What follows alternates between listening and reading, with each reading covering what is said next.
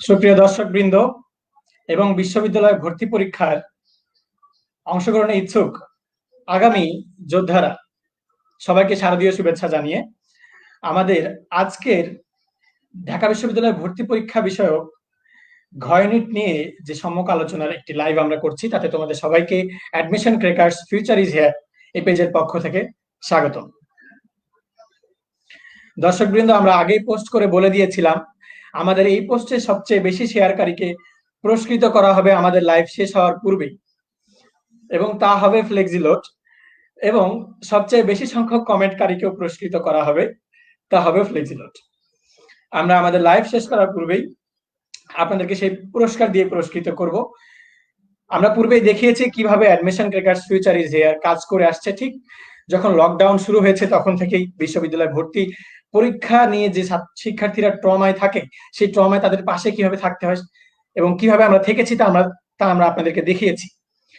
আমাদের আজকের অতিথিদেরকে এখানে নিয়ে আসার আগে আমি আপনাদেরকে আবারও বলতে চাই যে আপনারা সবাই শেয়ার করুন। শেয়ার করলে ভিউয়ার বাড়বে, যত ভিউয়ার্স হবে তত তারা জানতে পারবে, এবং আমাদের এই সম্মুখ আলোচনাটা কিন্তু একমাত্র এত ডাইভার্সিফাইড ওয়েতে এবং প্রত্যেকটি বিভিন্ন আলাদা আলাদা ডিপার্টমেন্ট থেকে শিক্ষার্থীদেরকে নিয়ে এসে করা সম্ভবত একমাত্র আমরাই, এবং এইচএসসির ঘোষণার পরে হয়তোবা আমরাই প্রথম যারা বিশ্ববিদ্যালয় ভর্তি পরীক্ষা নিয়ে শিক্ষার্থীদেরকে নিয়ে চিন্তিত, এবং খুব দ্রুত শিক্ষার্থীদের সামনে শিক্ষার্থীদের প্রশ্নগুলো নিয়ে আমরা চলে এসেছি, তাদের প্রশ্নগুলো উত্তর করার জন্য আমরা চলে এসেছি। আমি আবারও বলছি, যারা সবচেয়ে বেশি শেয়ার করবে তাকে পুরস্কৃত করা হবে। দর্শকবৃন্দ, আমি আজকের অতিথিদেরকে আপনাদের সামনে পরিচয় করিয়ে দিতে চাই। সবার প্রথমে যাকে পরিচয় করে দিব, তিনি ব্যবসায়ী শিক্ষা ইউনিট থেকে অর্থাৎ গ ইউনিট থেকে ডি ইউনিটে পরীক্ষা দিয়ে দ্বিতীয় হয়েছিলেন অর্পিতা ইসলাম। বর্তমানে তিনি আইন বিভাগে পড়াশোনা করছেন। দর্শকবৃন্দ, আমি অর্পিতা ইসলামকে স্ক্রিনে দিচ্ছি। হ্যালো অর্পিতা। হাই, আসসালামু আলাইকুম সবাইকে। আমি অর্পিতাকে প্রথমে ধন্যবাদ জানাচ্ছি admission crackers future is here পক্ষ থেকে আমাদের সাথে যুক্ত হওয়ার জন্য। আমরা চলে যাব আমাদের পরবর্তী গেস্টের কাছে। আমাদের পরবর্তী guest Sheikh Nasir Tamjid, Pabna cadet college থেকে পড়াশোনা করেছেন এবং ঢাকা বিশ্ববিদ্যালয় ভর্তি পরীক্ষায় 47তম হয়েছেন। তার পছন্দের বিষয় ইংরেজিতে তিনি পড়াশোনা করছেন। আমি আমার বন্ধু নাসির তামজিদকে স্ক্রিনে দর্শকের সামনে উপস্থাপন করছি। দর্শক বিন্দু, নাসির তামজিদ। হাই নাসির। আসসালামু আলাইকুম, শুভ সন্ধ্যা। শুভ সন্ধ্যা। ধন্যবাদ নাসিরকে অ্যাডমিশন ক্রেকার্সের পক্ষ থেকে। আমি আবারও দর্শকের সামনে পরিচিত করে দিতে চাই আমাদের আরেকজন গেস্ট, আন্তর্জাতিক সম্পর্ক বিভাগে পড়াশোনা করছেন। তার পূর্বের কলেজ ছিল নটরডেম কলেজ, বিজ্ঞান থেকে পড়াশোনা করেছেন এবং ঘ ইউনিট ভর্তি পরীক্ষায় 68তম হয়ে তিনি আন্তর্জাতিক সম্পর্ক বিভাগে পড়াশোনা করছেন। দর্শকবৃন্দ, আমাদের আজকের শেষ guest Apu Saha. Hi Apu Saha. Hi, ধন্যবাদ এই আমাদের রাকিবকে এবং সবাইকে স্বাগতম আজকের আমাদের যে অ্যাডমিশন ক্র্যাকার্স এর লাইভ শো থেকে। দর্শকবৃন্দ, আমরা সরাসরি যেতে চাচ্ছিলাম আপনাদের প্রশ্ন পর্বে, কিন্তু তার আগে আমরা একটু জানতে চাই যে আমরা বিভিন্ন ইউনিট থেকে কেন ঘ ইউনিট এসেছি, এই প্রশ্নটা এবং এই যে সিদ্ধান্তহীনতা, এখানে আমরা সবচেয়ে বেশি অনেকেই আমাদের পেজে ইনবক্স করেছেন যে ভাইয়া ক ইউনিট করব নাকি ঘ ইউনিট করব, ভাইয়া বি ইউনিট করব, বি ইউনিটের পাশাপাশি ডি ইউনিট কি করব, নাকি ভাইয়া শুধু একটাই পড়বো। ভাই, আমি মেডিকেলের প্রস্তুতি নিচ্ছি কিন্তু ভরসা পাচ্ছি না। ভাই, আমি ইঞ্জিনিয়ারিং করতেছি বাবা মার প্রেসারে, কিন্তু আমার নিজের ইচ্ছা ছিল ঘ ইউনিট ঢাকা বিশ্ববিদ্যালয়ে করব, টিএসসি তে আপনাদের সাথে চিল করব ভাইয়া। এই ধরনের অনেক ধরনের মেসেজ আমরা পাই। আমাদের পেজেও অনেক ধরনের মেসেজ আসে এবং আমাদের নিজ নিজ ইনবক্সে এরকমের অসংখ্য মেসেজ আসে, কিন্তু সবগুলোর উত্তর যথাযথভাবে সঠিক সময়ে আমরা হয়তোবা দিতে পারি না। যার জন্য আজকের আমাদের এই আয়োজন, যে আপনাদের সবগুলো প্রশ্ন আমরা সঠিক উত্তরগুলো দেওয়ার চেষ্টা করব। আমাদের যে কারণে আমরা প্রয়োজন বোধ করেছি যে আমার হয়তোবা এখানে যাওয়ার চেয়ে এখানে যাওয়াটা বেটার। যেহেতু আমরা প্রথম বর্ষে, আমরা চাকরির দিকে না যাওয়ার চেষ্টা করব। কেন এবং কিভাবে আমরা এসেছি সেটা আমরা যাওয়ার চেষ্টা করবো, যে কি কারণে আমার ঘ ইউনিট ভালো লাগা এবং কেন আমি এসেছি। চাকরির ফিল্ড আমাদের চেয়ে অভিজ্ঞরা ইনশাল্লাহ একদিন আসবেন। আমাদের পেজ থেকে আমরা বিসিএস উত্তীর্ণ ভাইদেরকে নিয়ে আসার জন্য উদ্যোগ গ্রহণ করেছি, ইনশাল্লাহ নিয়ে আসবো। তখন আমরা শুনবো যে কোন বিষয় থেকে, কোন বিভাগ থেকে চাকরির কি সুযোগ রয়েছে। তো আজকে আমরা প্রথম প্রশ্নে চলে যাব নাসির তামজিদের কাছে। যদিও নাসির তামজিদও সেম প্রশ্নটা আমাকেও করতে পারে যে বিজ্ঞান থেকে কেন আমরা সবচেয়ে বেশি বার্নিং কোশ্চেন সম্ভবত এটা, যে কেন ভাইয়া আপনি কেন কলেজ থেকে পড়াশোনা করে এসেছেন? আপনি চাইলেই সশস্ত্র বাহিনীতে যেতে পারতেন, আপনি চাইলেই ইঞ্জিনিয়ারিং এ পড়তে পারতেন, মেডিকেলে পড়তে পারতেন, কেন ডি ইউনিট চুজ করলেন, কেন ডি ইউনিটে আসলেন? নাসির তামজিদের মুখের ভাষায় নাসির তামজিদের মনে কি ছিল, এই উত্তরটুকু জানার জন্য আমি করছি নাসির তামজিদের মুখ থেকে। দর্শক নাসির তামজিদ। ধন্যবাদ মাজেদুল রাকিব। আসলে এইটা মানে কি বলবো, এটা এইচএসসির পর থেকে যখন ইউনিটে কোচিং করা শুরু করি তখন থেকে লাইফের অন্যতম বিখ্যাত একটা প্রশ্ন। কেউ যখন নাম জিজ্ঞাসা করে, যেরকম ছোটবেলা থেকে মানুষ নাম জিজ্ঞাসা করে তোমার নাম কি, নামের পাশাপাশি এইটাও একটা গুরুত্বপূর্ণ প্রশ্ন হয়ে দাঁড়াইছে জীবনের, যে why D unit from science not BUET medical or a unit. তো এই প্রশ্নের উত্তর দিতে দিতে আসলে আমি আসলে যেটা সবাইকে বলি যে এটা আসলে আমার কথা মতো, যে আমি একটা কথা বলবো সেটা শুনে তুমিও আমার মতো ডাইভার্ট হয়ে তুমিও সায়েন্স থেকে ডি ইউনিটে আসবা, এরকম না। যেটা হচ্ছে নিজের কাছে প্রশ্ন করতে হবে যে আমার ভালো লাগাটা কোনটা, আমার ভালো লাগাটা কোনটা। ক্যাডেট কলেজে পড়েছি, পাবনা ক্যাডেট কলেজের ছাত্র ছিলাম। সেখান থেকে আমার ডিফেন্সে যাওয়ার একটা সুযোগ ছিল, আইএসএসবি দিয়েছিলাম, ডিফেন্সের নৌবাহিনীর ফর্ম তুলেছিলাম, সেখানেও গ্রিন কার্ড পেয়েছিলাম, কিন্তু যাইনি। সেটাও একটা ভালো লাগার প্রসঙ্গ চলে আসে, যে স্বাধীন জীবনের যে চাওয়া পাওয়া, স্বাধীন জীবনের যে ভালো লাগাটা, সেটা আমি ডিফেন্সে গেলে হয়তো পেতাম না। আরেকটা ব্যাপার হচ্ছে, আমার শুরু থেকেই ইলেভেনের যখন ক্লাস শুরু হয় এসএসসির পর থেকে, তখন থেকেই আমার সায়েন্সের যে বিষয়গুলো ছিল, অর্থাৎ ফিজিক্স, কেমিস্ট্রি, ম্যাথ, বায়োলজি, এইগুলোর উপরে আমার মনটা অতটা টানতো না যতটা টানতো আমার বিভিন্ন ধরনের গল্পের বই কিংবা উপন্যাসের উপর। ঠিক আছে, এটা একদম বাস্তব এবং সত্য কথা। আমার সাহিত্যের উপরে নেশা ছিল একটু অন্যরকম, এবং সেই নেশা থেকে একসময় ভালো লাগা, আর ভালো লাগা থেকেই একটা স্বপ্ন দেখা যে আমি সাহিত্য নিয়েই পড়াশোনা করব। এবং এই পড়াশোনাটা করতে হলে ঠিক একই রকম বাবা মায়ের চাপটা সায়েন্স আমি এড়িয়ে যেতে পারছি না। ঠিক আছে, পরিবার একটা কিছু চায়, সবার কাছেই পরিবার চায়, তোমাদের কাছেও চায়, আমাদের কাছেও চায়। তোমার থেকে আমার জীবনটা ভিন্ন না, তোমাদের থেকে আমাদের জীবনটা খুব বেশি ভিন্ন না। সবার পরিবারই চায় যে ছেলেটা সায়েন্সে পড়ুক, সবার পরিবারই চায় যে ছেলেটা ডাক্তার হোক, ইঞ্জিনিয়ার হোক। কিন্তু সেই আংশিক স্বপ্ন পূরণ করতে গিয়ে আমাকে কিন্তু 11-12 সায়েন্স পড়তে হয়েছে। কিন্তু যখন আমি বুঝতে পারছি যে না, আমার ভালো লাগাটা অন্যদিকে কাজ করছে, তখন আমাকে ডাইভার্ট হতে বাধ্য হয়েছে। কারণ তখন আমি বুঝতে পারলাম যে আমি যদি আমার ভালো লাগাটা পড়তে চাই, তখন আমাকে বিভাগ পরিবর্তন প্রয়োজন, বিভাগ পরিবর্তন করতে হলে আমাকে ডি ইউনিটে যাওয়া প্রয়োজন। সুতরাং সবকিছু ভালো লাগার কাছে হেরে গেছে। ভালো লাগাটার গুরুত্বটা অনেক, ভালো লাগার গুরুত্বের বিশালতাটা অনেক, পরিধিটা অনেক, বিস্তার অনেক। এই ভালো লাগা থেকেই ডি ইউনিটে আসা, স্বপ্ন পূরণ, স্বপ্নের পিছনে আবার দৌড়ানো, আবার ধাওয়া, পাল্টা ধাওয়া, এভাবেই চলছে জীবন। ভালো লাগার পিছনেই চলতে থাকবে ইনশাল্লাহ। তবে অবশ্যই ভালো লাগা শুধু ভালো লাগাতে রাখলেই হবে না, অর্জন করে নিতে হবে, এবং সেখান থেকেও অর্জনের রাস্তা আমাদেরকে খুঁজে বের করে নিতে হবে। অবশ্যই জীবনে নিজেকে প্রতিষ্ঠিত করা এবং একটা পর্যায়ে নিয়ে নিজেকে দাঁড় করানোটাই আমাদের জীবনের প্রধান লক্ষ্য। তো সায়েন্স থেকে ডি ইউনিটে আসার মূল কারণ ভালো লাগা, এটাই আমার উত্তর ছিল, আছে, আজীবন থাকবে।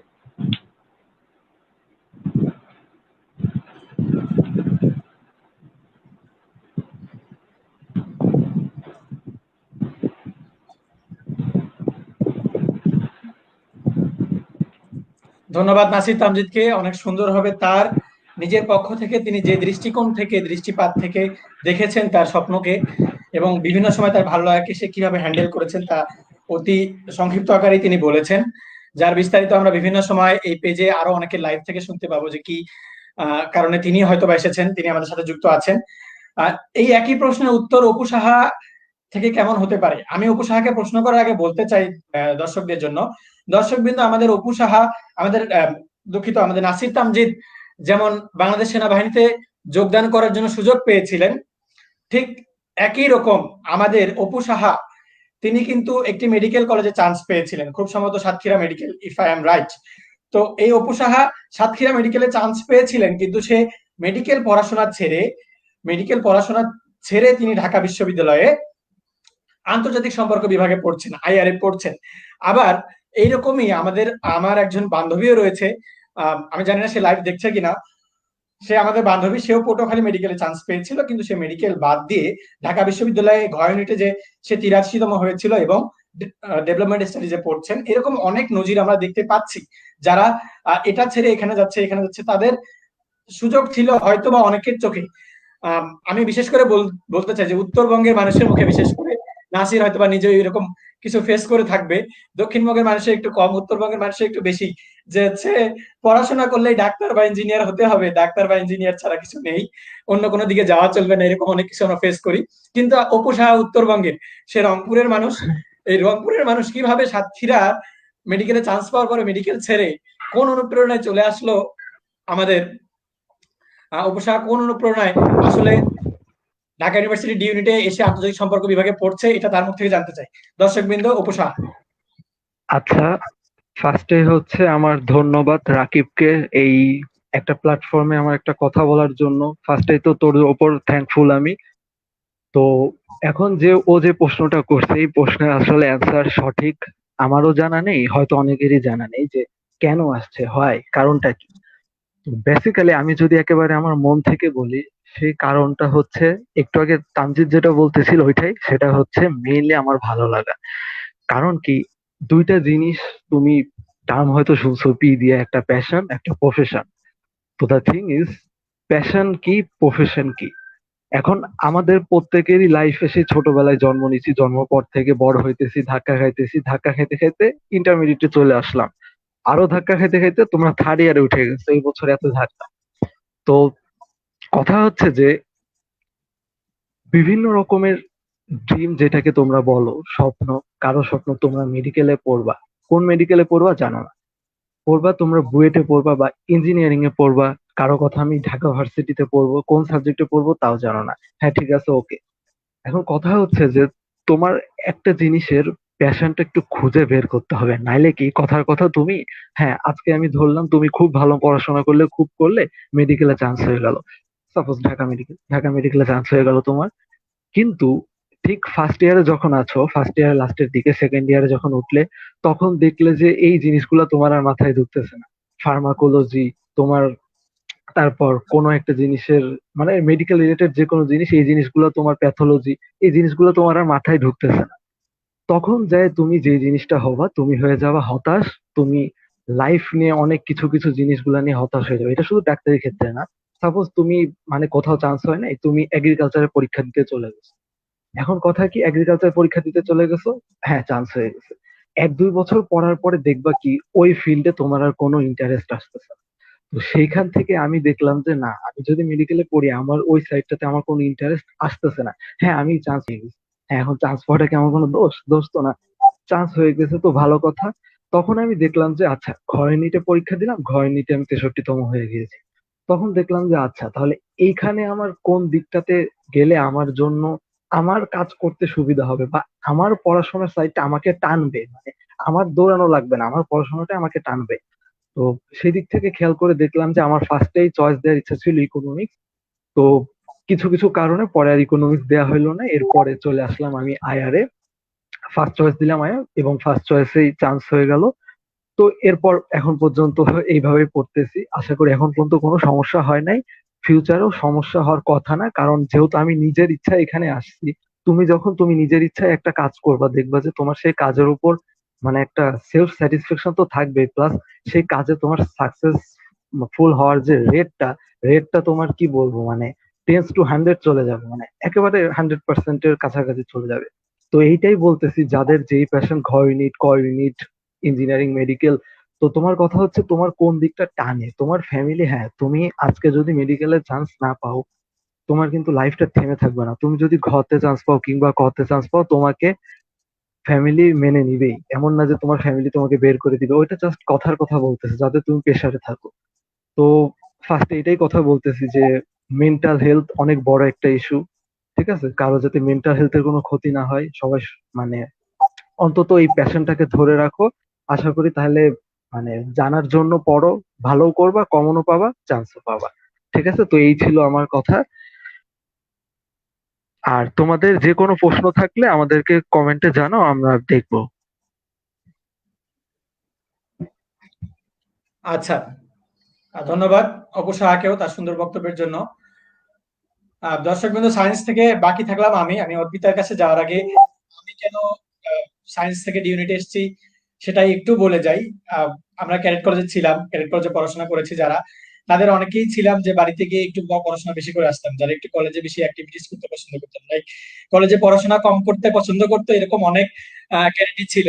I am one of them, যারা পড়াশোনা খুব কম করতো, কিন্তু কখন বিকেলবেলা ফুটবল খেলবো, বিকেলবেলা ফুটবলে হচ্ছে কারা জিতলে কাকে কয়টা পুডিং অফার করব, কারা জিতলে হচ্ছে আজকে কাদেরকে কোক খাওয়াবো, গোল দিলে কোক খাওয়াবো, এই যে লিগ বা এই type যে বিভিন্ন কর্মকাণ্ডগুলো ক্যাডেট ছিল আমাদের, ক্যাডেটদের অভ্যন্তরীণ বা ক্যাডেট কলেজের হচ্ছে কোকারিকুলার অ্যাক্টিভিটিস, এসবে যারা বেশি ব্যস্ত ছিল তারা পড়াশোনা কমই করতাম বলা যায়। তো সেদিক থেকে একটা আর একটা আমার যে দিকটা সবাই জানে যে হচ্ছে আমার একটু ফিনান্সিয়াল প্রবলেম ছিল, যার কারণে ছুটিতে এসে আসলে ওইরকম করে পড়াশোনা কমপ্লিটলি হচ্ছে করে যাওয়ার সুযোগটা আমার হয় নাই, যার কারণে আমি একটু পিছিয়ে পড়তাম। তো পিছিয়ে পড়তে পড়তে আমি কলেজে কুইজ কম্পিটিশন করতাম, চেষ্টা করতাম কলেজে কুইজ কম্পিটিশন গুলোতে পার্টিসিপেট করার। বাংলা ইংরেজিতে আগে থেকে ভালো ছিলাম, দেখা গেল যে কোনো এক্সামে যদি আমরা একটু শয়তানি করে বাথরুমে যাইতাম, যে বাথরুমে গিয়ে বন্ধুর জন্য একটু অ্যান্সার লিখে আসি, এই শয়তানিটা আমরা কম বেশি সব কলেজেই করি, যদি এটা করা উচিত না, কিন্তু এই বাথরুমে বাংলা ইংরেজি পরীক্ষার সময় যে অ্যান্সার দাতা হতো, এটা হচ্ছে গ্রামারের ক্ষেত্রে হয়তোবা আমি বিভিন্নভাবে মুখ্য ভূমিকা পালন করার চেষ্টা করতাম, either by in the exam hall, সেটা হচ্ছে বিভিন্ন সিগন্যালের মাধ্যমেই হোক বা বাথরুমেই হোক, যে কোনো ভাবেই হোক না কেন। তো বাংলা ইংরেজির প্রতি যখন আমি ভালো পারতাম, ওই সেই ক্যাডেট কোচিং থেকেই পারতাম, যার কারণে আমার ভালো ইন্টারেস্ট কাজ করতো। তো যখন আমি দেখছি যে আহ, আমার হচ্ছে আমি এইদিকে গেলে বেশি ভালো করতে পারবো, আমি ঢাকার বাইরে যাচ্ছি না, আমার হচ্ছে জবেরও নির্দিষ্ট একটা টার্গেট ছিল যেটাতে আমি ভালো করতে পারবো, সামনে গেলে কিছু একটা করতে পারতেছি, এইদিকে যাওয়া আমার বেশি সুবিধা, তখন আমি সুবিধাবান, যেদিকে আমার সুবিধা বেশি সেই দিকটাই নিতে পছন্দ করি। সো আমার সুবিধাটা আমি নিয়ে নিচ্ছি, আপনাদের সুবিধাটা আপনারা ইনশাল্লাহ নিয়ে নেবেন। এখন যারা কমার্স থেকে স্টুডেন্ট এসেছেন তাদেরও নিশ্চয়ই অর্পিতা ইসলামের থেকে শোনার ইচ্ছা আছে, আমি অর্পিতা ইসলামের থেকে শুনবো যে সে গ ইউনিট থেকেও কিন্তু সে অনেক ভালো পজিশন অর্জন করেছে, আবার ঘ ইউনিটে সেকেন্ড হয়েছে। তো আমি তার কাছে প্রশ্ন করতে চাই যে গ ইউনিটে তো সে পরীক্ষা ভালো দিয়েছিল নিশ্চয়ই, সে কেন আরেকজনের হচ্ছে পজিশন নিয়ে কারাকারি করতে গেল? সে গ ইউনিটেই যে পজিশন পেয়েছিল তাতে সে ল পেয়ে যেত, 48তম হয়েছিল সম্ভবত, তারপরেও কেন সে আসলে আবার ঘ ইউনিটে পরীক্ষা দিল? এটা কি তার গ ইউনিটে ভালো পরীক্ষা হওয়ার ফলাফলের ভিত্তিতে কনফিডেন্স যার জন্য সে দ্বিতীয় হলো, নাকি তার এই ঘ ইউনিটটাই মূল টার্গেট ছিল? সেটা আমি তার থেকে জানতে চাই।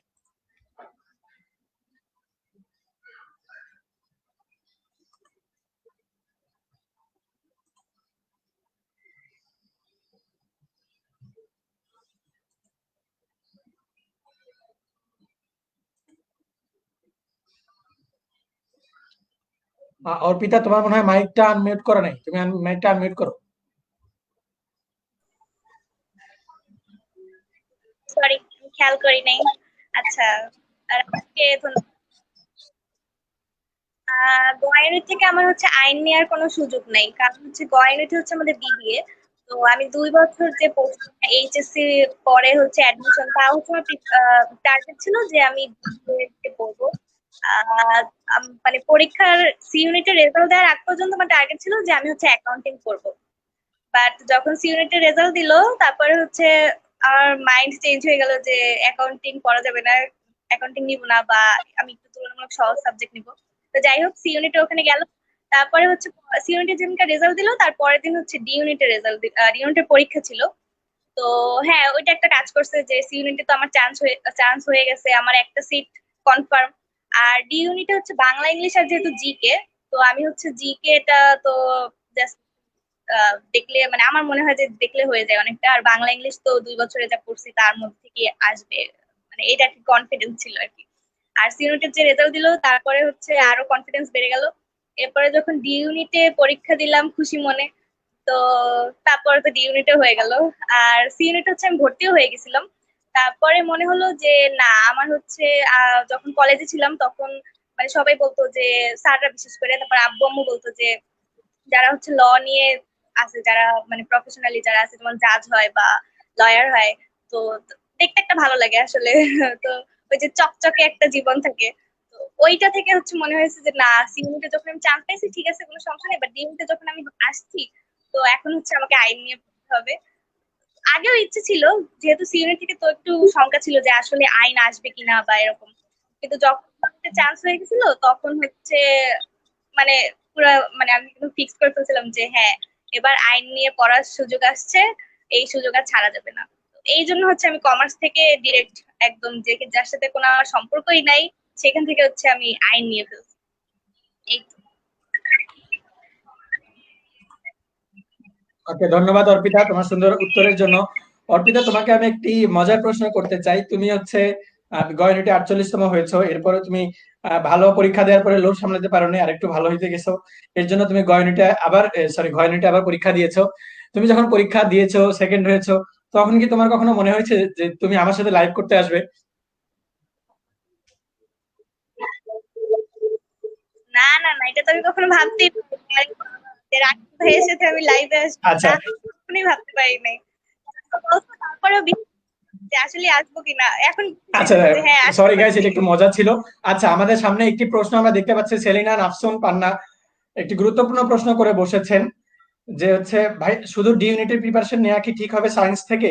এই প্রশ্নটার উত্তর আমি যাকে করতে বলবো তার আগে আমি একটু বলতে চাই যে হচ্ছে আমরা সবাই বিভিন্ন টার্গেট থাকে। আমার হাতে টার্গেট রয়েছে তিনটা, একটা হচ্ছে মেডিকেল, একটা ইঞ্জিনিয়ারিং, একটা ইউনিভার্সিটি। আমার এফোর্টের পার্সেন্টেজ হচ্ছে 100%। আমার হাতে পার্সেন্টেজ আছে হচ্ছে এফোর্টের পার্সেন্টেজ 100%। আমি মেডিকেলে যদি দেই হচ্ছে 30%, ইঞ্জিনিয়ারিং এ দিলাম 30%, আর 40% যদি ভার্সিটিতে দিলাম, তিন দিকে ইফোর্ট চলে গেল।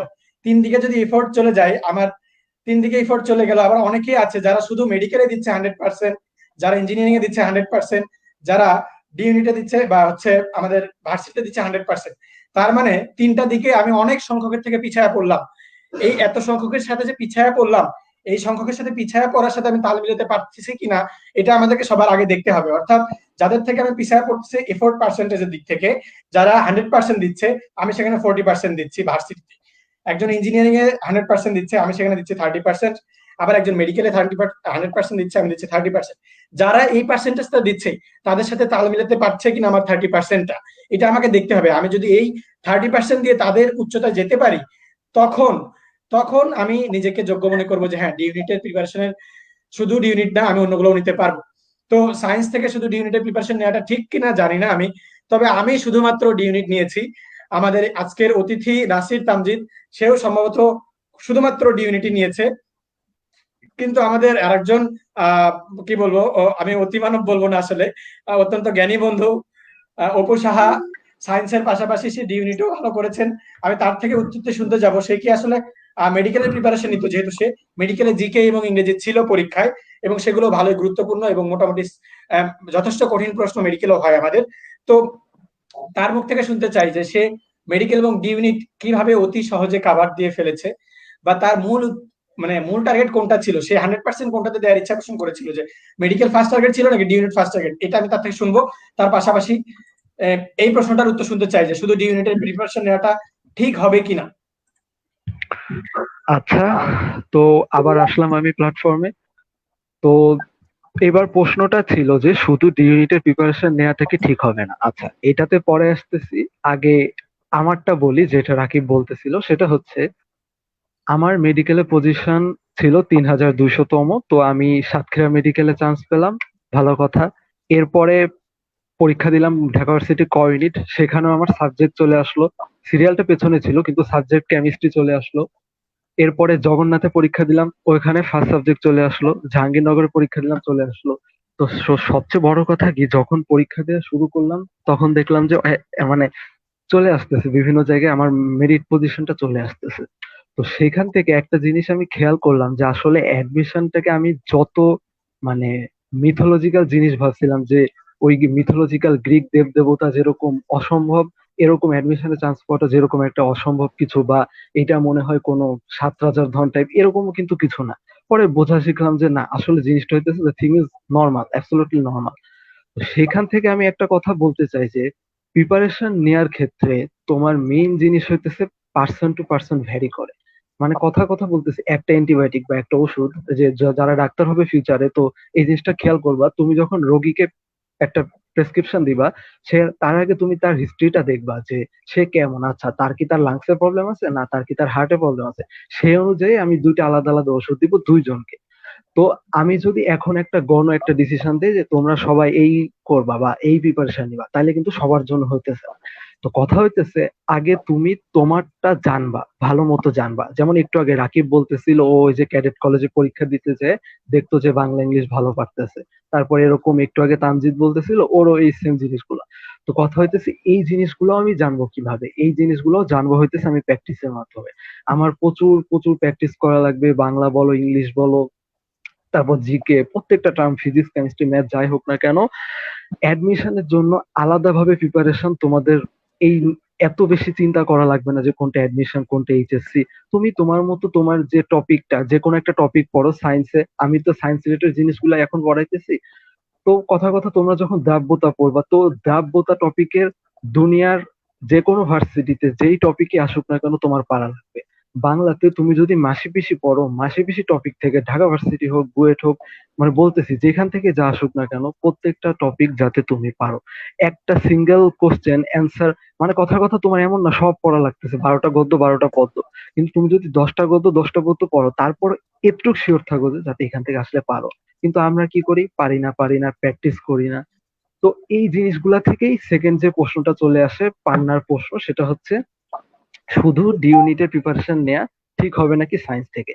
আবারও বললাম, এটা নির্ভর করতেছে তোমার ব্যক্তির উপর, তুমি কতটা কনফিডেন্ট। হ্যাঁ, তুমি কি কনফিডেন্ট যে হ্যাঁ আমি ঘ ইউনিটের বিগত 20 বছরের প্রশ্ন সলভ করলাম, এই 20 বছরের প্রশ্ন দেখার পর আমার মনে একটা নিজের অজান্তে কনফিডেন্স আসবে যে আচ্ছা না, এই 20 বছরের প্রশ্নে আমি 80% পারি। তার মানে আমি যদি গভর্নমেন্টের পরীক্ষা দিতে যাইও এই বছরের প্রশ্ন কঠিন হইলেও আমি 65 to 70% কভার করতে পারবো, বা আমি এটা পেরে আসতে পারবো। সেইখান থেকে তুমি নিজে চিন্তা করে ওই ঘ ইউনিটের প্রিপারেশন নেওয়া শুরু করবা। আর যদি শুধুমাত্র ঘ ইউনিট, শুধু কেবলমাত্র ঘ ইউনিট নিতে চাও, সেইখানেও আমি কাউকে কোনো বাধা দেয় না, অবশ্যই নিতে পারবা। কারণ এই বছর যারা ব্যাচ 20 আছে ওদের জন্য কিন্তু আরো সুবিধা হয়ে গেছে। কারণ কি, তোমার কিন্তু এইচএসসির কোনো টপিক পড়া লাগতেছে না, তোমার ফিজিক্সের সূত্র মুখস্থ করা লাগতেছে না, কেমিস্ট্রির ম্যাথ করা লাগতেছে না, কিছু করা লাগতেছে না। তো তুমি যদি চাও যে তুমি ঘ ইউনিটে পরীক্ষা দিতে মানে প্যাশনেট, বা পরীক্ষা দিয়ে একটা ভালো কিছু করতে পারবা, সেইখানে হচ্ছে তোমরা যে জিনিসটা করতে পারবা সেটা হচ্ছে কি, এই যে যেটা বললাম কোশ্চেন সলভ করবো তো করো, আর নিজেরা চেষ্টা করে দেখো যে কোন জিনিসটা ভালো হয় তোমাদের জন্য, কিংবা কোন সাবজেক্টে তুমি নাম্বার বেশি ক্যারি করতে পারবা, সেটা অনুযায়ী তুমি করো। আর আদারওয়াইজ যদি তোমাদের ইচ্ছা থাকে মেডিকেল প্রিপারেশন নেওয়া বা ইঞ্জিনিয়ারিং প্রিপারেশন নেওয়া, সেটাও চালু করো। কিন্তু যদি একেবারেই ঘ ইউনিটের প্রিপারেশন নেওয়া ইচ্ছা থাকে, বা বাংলা ইংলিশ জিকে নিয়ে তোমার বেসমেন্টটা একেবারে খুব ভালো লেভেলে থাকে, তাহলে আমি সাজেস্ট করবো যে ডি ইউনিটেই জন্যই ফুল ফোকাস থাকো। পাশাপাশি একজন দেখলাম প্রশ্ন করছিল, ভাই ডি ইউনিটের পাশাপাশি কয়টা জায়গায় পরীক্ষা দেওয়া যায়, বিলিভ মি প্রায় 23টা না 24টা জায়গায় আমার কাছে রেকর্ড আছে, 24টা জায়গার মতো পরীক্ষা দেওয়া যাবে জাস্ট একটা প্রিপারেশন নিয়ে। তুমি ঢাকার মধ্যেই প্রায় 7-8টা, ঢাকার বাইরে তো available Maulana Bhashani, Khulna varsity, Chittagong, even SUST, ঢাকার মধ্যে তো জগন্নাথ, জাহাঙ্গীরনগরের 3টা ইউনিট। তো প্রত্যেকটা জিনিস নিয়ে মানে এটা নিয়ে প্যারা খাওয়ার কিছু নাই যে আমি চান্স পাবো না কি পাবো না। তুমি যদি তোমার জায়গা থেকে ঠিক থাকো, তুমি যদি তোমার জায়গা থেকে 100% বা 90% দাও, তোমার যদি ঢাকা ইউনিভার্সিটিও বাই চান্স না হয়, তোমার লাইফ থেমে থাকবে না, যে কোনো একটা না একটা জায়গায় হয়ে যাবে। আর সবচেয়ে বড় কথা, এই যে যে পড়াগুলো পড়তেছো বাংলা ইংলিশ জিকে, এগুলো যে ফিউচারে কি পরিমাণ হেল্প করবে তোমার কোনো আইডিয়া নাও, in the job field, BCS, bank job, everything. ঠিক আছে, তো এইটাই হচ্ছে ইম্পর্টেন্স, জাস্ট বললাম যে শুধুমাত্র বাবা মার কথাই যে কোনো একদিকে মেডিকেল, বাই তখন যখন মেডিকেলে চান্স পাবা না তখন কিন্তু দুনিয়াটা চারপাশে অন্ধকার হয়ে যাবে। তো এর জন্য আমি সবাইকে বলি যে জাস্ট মেডিকেল প্রিপারেশন নিচ্ছ নাও, যে কোনো একটা ব্যাকআপ প্লিজ আমার মতো ডি ইউনিট রাখো, যাতে জীবনে কখনো হোঁচট খাইতে না হয়। কারণ মেডিকেলে পরীক্ষা দিলে দেখা যাবে চান্স নাই হতে পারে, না হওয়াটা কিন্তু অস্বাভাবিক না। 90,000 পরীক্ষা দিয়ে 4,000 চান্স পাবে, এর মধ্যে চান্স পাওয়ার রেশিওটাই কিন্তু একেবারে মিনিমাম, টেন্স টু প্রায় 5-6%। তো সেইখানে তোমার চান্স না পাও, আমি তোমার দোষের কিছু দিতেছি না, জাস্ট দোষ তখনই দিব যখন তোমার লাইফে কোনো ব্যাকআপ থাকবে না। ঠিক আছে, লাইফে যে একটা ব্যাকআপ রাখো, আশা করি ঘ ইউনিট, মেডিকেল, ইঞ্জিনিয়ারিং যেখানে পরীক্ষা দাও না কেন অনেক অনেক বেশি ভালো করবো। আর ঘ ইউনিটের জন্য তোমাদের সাথে তো এই যে অ্যাডমিশন ক্র্যাকারস প্ল্যাটফর্মটা আছে। আচ্ছা, ধন্যবাদ বন্ধুকে। আম, অসংখ্য প্রশ্নের ভিত্তিতে বিভিন্ন অনেকেই প্রশ্ন করছে, অনেক ভালো ভালো কোয়েশ্চেন আসছে। আমরা সরাসরি কোয়েশ্চেন অ্যান্সার গুলোতে চলে যাব। তার আগে আমি একটু মানে যে প্রশ্নটা বারবার আসছে আমাদের পেজে, যে প্রশ্নের উত্তর সবার আগে তারা করতে বলেছেন, সবার প্রথমে প্রশ্ন যে ভাইয়া আমি এইচএসসি তে মোটামুটি জিপি এসেছে, আমি এখন বুঝতে পারছি না যে কোন কোচিং এ কোচিং করবো। দর্শক বিন্দু, আমি আপনাদেরকে বলতে চাই, আমাদের চারজনকে দেখতেছেন, চারজনকে আপনারা দেখছেন, চারজনের মধ্যে কিন্তু আমি এবং নাসির মোটামুটি আমার ওর সাথে দেখা হয়েছে, আমরা একসাথে কোচিং করেছি, বিভিন্ন সময় পরীক্ষার দিন পরীক্ষা দিয়ে এসে পরে আমাদের একসাথে দেখা হয়েছে। অর্পিতার সাথে কিন্তু আমাদের দেখা হয় নাই, অর্থাৎ অর্পিতা অন্য কোচিং এ পড়েছে, তারপরে অপু সাহা সম্ভবত অন্য কোচিং এ পড়েছে, যেহেতু সে মেডিকেলের প্রিপারেশন নিয়েছে। তো দেখতে পাচ্ছেন যে আমরা কিন্তু সবাই একই কোচিং এর নই, অথচ আমরা আজকে আপনাদের সামনে উপস্থিত। এবং আপনারা যদি খেয়াল করেন যে প্রত্যেকটা কোচিং এর পক্ষ থেকে যে বিভিন্ন পোস্টার ব্যানার গুলো বের করা হয়, এই টপাররা বিভিন্ন কোচিং থেকে থাকে, প্রত্যেকটা কোচিং থেকে 2 জন 3 জন 4 জন 5 জন থাকে। দ্যাট মিন্স একটা কোচিং ভালো খারাপ থাকতে পারে, ভালো খারাপ কেউ নেই, সবগুলো কোচিং এ ভালো, তারা তাদের যথেষ্ট চেষ্টা করে তাদের কোচিং এর মানকে একটু ভালো জায়গায় নিয়ে যাওয়া। তো কোচিং কোনটি ভালো কোনটি খারাপ এই প্রশ্নের উত্তরে আমরা যাব না, কিন্তু আমরা জানতে চাবো নাসিরের কাছ থেকে, কারণ নাসির আমার দেখা একজন বন্ধু যে সে প্রাইভেট করেনি, করেছিলাম, কিন্তু নাসির কিন্তু প্রাইভেট করে নাই, সে শুধু কোচিং করেছে, সবগুলো কোচিং এ ক্লাস করেছে, এমন না। গুরুত্বপূর্ণ ক্লাসগুলো সমাপ্ত করেছে, সবগুলো ক্লাস করেনি, কিন্তু সে পরীক্ষাটা ভালোভাবে দিয়েছে। আমি একটা ঘটনা বলতে চাই, একদিন পরীক্ষায় আমাদের একই রুমে সিট করেছে, আমরা একই পরীক্ষা দিয়েছি, কিন্তু পুরো পরীক্ষায় পরিচিত বন্ধুদের যেটা হয়, ওই যে একটু বলেছিলাম, আমাদের সামান্য পরিমাণ অসৎ উপায় অবলম্বন করে যে টেন্ডেন্সি, এটা আমাদের মধ্যে থাকে এই বয়সে, তো আরো বিশেষ করে, কারণ কোচিং এ আমাদের বড় ভাইরা মনিটর হিসেবে থাকতো, যদি মার্কস কম পাইতাম তো কোচিং এর মার্কসটা বাসার এসএমএস গিয়ে পৌঁছাইতো, আমার এসএমএস পৌঁছাইতো, ভাইয়ের কাছে পড়তো, সে ভাইয়ের কাছে একজনের কাছে পড়তো। আমাদের কলেজের ফাউন্ড ভাইয়া ছিলেন আমাদের গাইড, তারপর মোহাম্মদ ইসলাম ভাইয়া ছিলেন। তো উনি যখন ওনার কাছে মার্কস পেত, যখন কম পেতাম তখন উল্টা বকা খেতাম যে অন্যরা ভালো করেছে তুমি কেন কম পেয়েছো, এরকম বকা খাওয়ার সুযোগ ছিল। কিন্তু তারপরেও পুরো পরীক্ষায় আমি নাসিরের দিকে একবার তাকিয়েছি যে নাসির আমি পারতেছি না, নাসির আমার দিকে একবার তাকিয়েছে। কলেজের প্ল্যাটফর্মে বা অন্য কোথাও হলে অনেক কিছু হতে পারতো। এই যে ভর্তি পরীক্ষায় প্রস্তুতির সময় যে সৎ উপায়ে মানে সদুপায় অবলম্বনের যে চেষ্টা, নিজের প্রস্তুতিকে শানিত করা, নিজেকে জাজ করা, এবং সেটার জন্য শুধুমাত্র ঘয়নিটের প্রস্তুতি নেয়, এই প্রশ্নের উত্তরে আমি নাসিরের কাছে যাব যে নাসির, তুমি শুধুমাত্র এই কোচিং এর এই অ্যান্সারটা আমাকে দিবে যে কোচিং কতটুকু গুরুত্বপূর্ণ এবং নিজে পড়া কতটুকু গুরুত্বপূর্ণ। আচ্ছা আচ্ছা, ঠিক আছে। একটা গুরুত্বপূর্ণ প্রশ্ন, অনেক গুরুত্বপূর্ণ প্রশ্ন। এখন এই কোচিং এর পাশাপাশি প্রাইভেট না পড়া এবং কোচিং এর প্রত্যেকটা ক্লাস না করা, শুধুমাত্র গুরুত্বপূর্ণ ক্লাসগুলো করা, এইটার উত্তর যদি আমি দিতে চাই তাহলে আমার ঢাকায় যে থাকার ব্যবস্থাটা ছিল সেটার কথা আমাকে আগে বলতে হবে। এটা একটা লম্বা গল্প, এত লম্বা গল্প এখন বলতে গেলে অনেক সময় লাগবে। শুধু ছোটখাটো ভাবে বলি, আমি প্রথমে যে গ্রিন কার্ডটা পেয়েছিলাম ক্যাডেট কলেজে থাকা অবস্থায় সেনাবাহিনীতে যাওয়ার, নৌবাহিনীতে যাওয়ার, তো সেটা সবার জীবনে একটা সুসংবাদ বয়ে নিয়ে আসে, কিন্তু আমার জন্য একটা দুঃস্বপ্ন ছিল। দুঃস্বপ্নটা ছিল কারণ ওইটা পাওয়ার পরে আমি অনেকটা দ্বিধাদ্বন্দ্বে পড়ে যাই। আমার বাবা চাইতো আমি যাতে ডিফেন্সে যাই, আমার মা চাইতো আমি যাতে না যাই, আমি চাইতাম আমি যাতে না যাই, পরিবারের অনেকে চাচারা চাইতো, ফুফুরা চাইতো যে আমি যাতে ডিফেন্সে যাই। এর মাঝখানে একটা সিভিল ওয়ার টাইপ সিচুয়েশন তৈরি হয় পরিবারের মাঝখানে, যে আমি আসলে কোথায় যাব।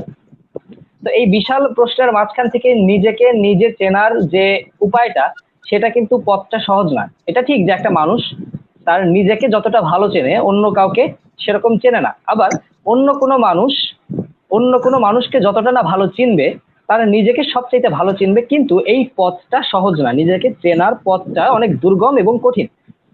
তো এখানে আমাকে বুঝে নিতে হইলো, আমাকে চিনে নিতে হইলো যে না, আমার ভালো লাগাটা আমাকে ডি ইউনিটের কোচিং করতে হবে। আমি মেডিকেলেও যাব না, আমি ইঞ্জিনিয়ারিং এও যাব না, আমি ডিফেন্সেও যাব না, আমার ভালো লাগা আমি ডি ইউনিটে যাবো। ঠিক আছে, এই প্ল্যান করে আমি একটা হোস্টেলে সিট বুকিং করলাম। সেখানে যাওয়ার পরে দেখলাম তো উপায়টা, অবস্থাটা, পরিবেশটা খুবই খারাপ। সেখানে না থাকতে পারে আমি কোনো জায়গায় কন্ট্যাক্ট করতে না পেরে আমি যখন কোথাও সিট পেলাম না, তখন আমার একটা বন্ধু, সে থাকতো মিরপুরে। তো মিরপুর থেকে ফার্মগেট যারা আসে যায়, যারা ঢাকার তারা হয়তো জানে, বা যারা একবার গিয়েছে এসেছে তারা জানে যে অনেক দূরের একটা রাস্তা, বিশেষ করে অ্যাডমিশন টাইমে যখন সারা বাংলাদেশ থেকে অনেক শিক্ষার্থী ঢাকার উদ্দেশ্যে পাড়ি জমায়। ঢাকায় একটা গিজ গিজ অবস্থা তৈরি হয়, বিভিন্ন ধরনের মানুষ, অনেক ছাত্র, জ্যামের রাস্তা, সিগন্যাল, বিভিন্ন কিছু। এবং সেখানে আমার মিরপুর থেকে ফার্মগেট যেতে সময় লাগতো 1.5 ঘন্টা, আসতে লাগতো 1.5 ঘন্টা। 24 ঘন্টার মাঝখানে যদি আমি যাওয়া আসা মিলে 3 ঘন্টা অপচয় করে ফেলি, তাহলে কিন্তু আমার হাতে মাত্র 21 ঘন্টা থাকে। ঠিক আছে, এখন অ্যাডমিশনের যে কঠিন পথটা, হ্যাঁ এটা সিরিয়াসলি নিতে হবে অবশ্যই। এটা কঠিন না, কিন্তু সিরিয়াসলি নিতে হবে, অনেক চেষ্টা সাধনার প্রয়োজন। তো এই কঠিন যুদ্ধে, অ্যাডমিশন যোদ্ধা তো আর এমনি এমনি বলা হয় না, অবশ্যই একটা কঠিন যুদ্ধ। তাই তো এই যুদ্ধে নিজেকে প্রতিষ্ঠিত করার জন্য, নিজেকে বিজয়ী হিসেবে দাঁড় করানোর জন্য অবশ্যই একটা রুটিনের প্রয়োজন। যে রুটিনে আমি আমার পড়ার সময় রেখেছিলাম, নিজের পড়ার সময় রেখেছিলাম 16 ঘন্টা। নিজে পড়ার সময় রেখেছিলাম 16 ঘন্টা। সেটা কোচিং যেদিন থাকতো না সেই দিন, কোচিং যেদিন থাকতো সেদিন আমি 12 ঘন্টা করতাম, কখনো কখনো 11.5 ঘন্টা, 13 ঘন্টা এরকম হইতো। তো এর পাশাপাশি রাকিব আমাকে বলেছিল যে ওরা ইংরেজি পড়ছে একটা ভাইয়ার কাছে, বাংলা পড়ছে একটা ভাইয়ার কাছে, ওইখানে পড়লে অনেক উপকার হবে। হ্যাঁ, এরা একদম সত্যি কথা।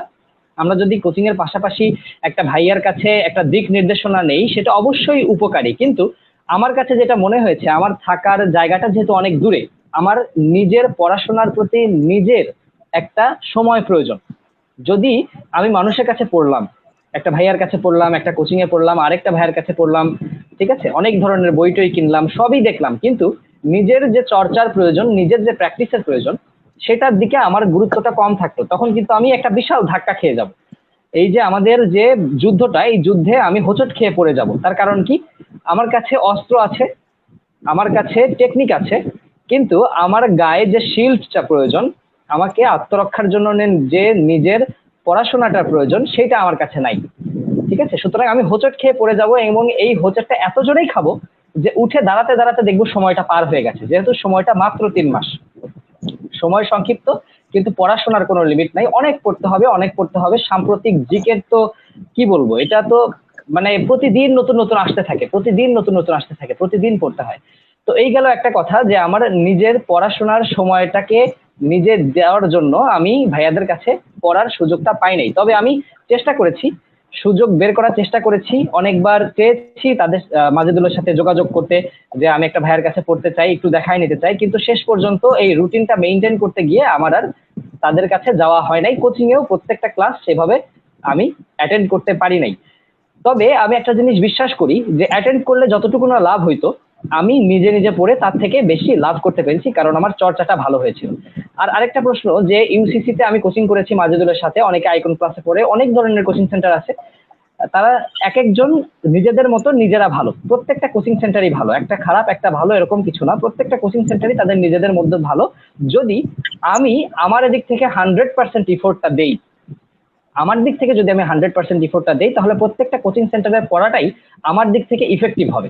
আর যদি আমি চেষ্টা না করি, তাহলে কখনোই হবে না। যেরকম চেষ্টার একটা এক্সাম্পল মাজেদুল কিন্তু আমাকে প্রশ্ন করার আগে দিয়ে দিয়েছে। আমাদের একই রুমে সিট পড়েছিল একটা মডেল টেস্ট পরীক্ষায়, সেখানে আমরা পরীক্ষা কিভাবে দিয়েছি, ওইখানে ভাইয়ারা থাকে, তারা দেখে ঠিকই যে ঠিকভাবে পরীক্ষা দিচ্ছে কিনা, কিন্তু কেউ যদি দেখাদেখি করে, কেউ যদি অসৎ উপায় অবলম্বন করে, তারা কিছু বলে না। অনেক সময় বলে, অনেক সময় বলে না, কারণ নিজের ক্ষতিটা আমরা নিজেরাই করতেছি। আমার পাশে একটা ছেলে, আমি বলি, তার কাছে অ্যান্ড্রয়েড ফোন ছিল, সে প্রত্যেকটা জেনারেল নলেজ গুগলে সার্চ করে তারপরে দাগাইছে। এটা তো অ্যাডমিশন টেস্ট না, it's a simple model test. Just আমার পরিবারের কাছে আমি একটু ভালো হব, যে না আমার প্রোগ্রেসটা, ঢাকায় তারা আমাকে টাকা পয়সা খরচ করে পাঠাইছে, আমি ভালো করতেছি, আম্মু আমার হচ্ছে, পড়াশোনা হচ্ছে। কিন্তু যখন আমি চান্স পাবো না, তখন কি হবে? তখন তো পাশের বাড়ির আন্টি যখন জিজ্ঞাসা করবে যে বাবা কি অবস্থা, কোথায়, তখন একটা যে বিপদের মুখে আমরা পড়ে যাব। ঠিক আছে, মুখ লুকায় বাঁচার যে চেষ্টা, সেদিক থেকেও কিন্তু আমাদেরকে লক্ষ্য রাখতে হবে। তো আমি বলবো যে সবার আগে নিজের চেষ্টা, তারপরে কোচিং সেন্টারের দিক নির্দেশনারও প্রয়োজন আছে। সেটা যে কোচিং সেন্টারই হোক, যে কোচিং সেন্টারই হোক, নিজের চেষ্টায় যেন কোনো ঘাটতি না থাকে, নিজের চেষ্টা 100% থাকবে, আর কোচিং এর সাহায্য থাকবে, পরীক্ষার মডেল টেস্ট থাকবে। এটাই, এটা করলেই দেখবা যে সফলতা থেকে তুমি খুব বেশি দূরে ছিটকে পড়বে না, যদিও অনেক বেশি সমস্যা হয়। আর সফলতা তোমার জন্য অপেক্ষা করছে। ধন্যবাদ। ধন্যবাদ নাসির তামজিদ বন্ধুকে। মোটামুটি সম্পূর্ণ তার ভর্তি পরীক্ষার সময় যে তিনি রুটিন মেনটেন করেছে, এবং তার কিভাবে কাজ করলে কি করা যায় সেই দিক নির্দেশনাগুলো সে কিন্তু সম্পূর্ণরূপে দিয়ে গেছে। তারপরে অনেকের আরো অনেক ধরনের প্রশ্ন থেকে যাচ্ছে। সেই প্রশ্নে আমি আমাদের কমার্স থেকে আসা বন্ধু অর্পিতা ইসলামের কাছে চলে যাব। আমি আবারও আসতেছি অর্পিতা ইসলামের কাছে। তার কাছে প্রশ্নের প্রথম পর্যায়ে আমি যেতে চাই। আহ, তার কাছে আমি দুইটি প্রশ্ন দিব। হচ্ছে প্রথম প্রশ্ন হচ্ছে যে এই যে প্রাইভেট পড়ার বিষয়টাকে নিয়ে অনেকেই অনেক ধরনের কথা বলেছেন, যেটা নাসির খান যদি একটু ক্লিয়ার করে গেছেন যে আহ, আমার দুর্বলতাটা কতটুকু তার উপর নির্ভর করছে হচ্ছে আমি প্রাইভেট পড়বো কিনা। অবশ্যই দরকার ভাইয়াদের গাইডলাইন নেয়ার, ভাইয়া হচ্ছে অভিজ্ঞ কোনো ভাইয়ের থেকে রেগুলার গাইডলাইন পাওয়াটা অবশ্যই অনেক ভালো। কিন্তু মানে সবসময় জরুরি কিনা বা আমি নিজেকে যাচাই করতে পারছি কিনা এটার উপর ভিত্তি করে প্রাইভেট পড়া উচিত কি উচিত না, এর উপর আমি প্রশ্ন করতে চাই। এই প্রশ্নের উত্তর অর্পিতা ইসলাম কিভাবে দেয় আমি সেটা শুনতে চাই। অর্পিতা ইসলাম। আচ্ছা ঠিক আছে। তো তোমাদের গল্প হচ্ছে যে তোমরা ঢাকায় গিয়ে পড়ছো ফার্ম গেট, সবাই জানে যে অ্যাডমিশনের জন্য হচ্ছে ফার্ম গেট খুব ভালো একটা জায়গা। বাট আমি হচ্ছে যেহেতু বরিশাল থেকে, তো আমি কিন্তু বরিশালেই কোচিং করছি, এবং এটা একদম বরিশালের কি বলে মানে এমনি থাকে না যে বিভিন্ন কোচিং গুলো থাকে যেগুলো একদম ব্র্যান্ডেড কোচিং। তো আমি যে কোচিং এ পড়ছি ওটা হচ্ছে ব্র্যান্ডেড বলা যায় না, বাট হ্যাঁ তারপর পড়ছি। তো যাই হোক ওখানে পড়ছি, এবং ভাইয়াদের যে গাইডলাইন, আমি হচ্ছে জাস্ট কোচিং এ পড়ছি, কোচিং এ যে পড়া দিচ্ছে সেগুলো পড়ছি, মানে ডেইলি পড়াগুলো রেডি করছি। আর তারপর হচ্ছে আমি নিজেকে নিজে যাচাই করছি। ওই যে একটু আগে যে ও বললো যে ও হচ্ছে ক্লাস না করেও নিজেকে নিজে টাইম দিছে, 16 ঘন্টা করে পড়ছে। তা আমার ক্ষেত্রেও সেম। আমি হচ্ছে যে পড়াটা দিছি আমি ওটা নিজে পড়ছি, বাসায় এসে বারবার বারবার রিভাইজ দিছি, নিজেই নিজেকে পড়া দিছি, আবার নিজেই নিজের পড়া নিছি। এটা তো আসলে নিজেকে নিজেই যাচাই করা লাগবে। তো ভাইয়াদের কাছ থেকে, হ্যাঁ অবশ্যই ভাইয়া বা আমাদের যারা সিনিয়র আছে তাদের থেকে আমরা সাজেশন নিতে পারি। এমন না যে একদম ম্যান্ডেটরি। ম্যান্ডেটরি হচ্ছে নিজেকে নিজেকে নিজেই নিজেকে যাচাই করা।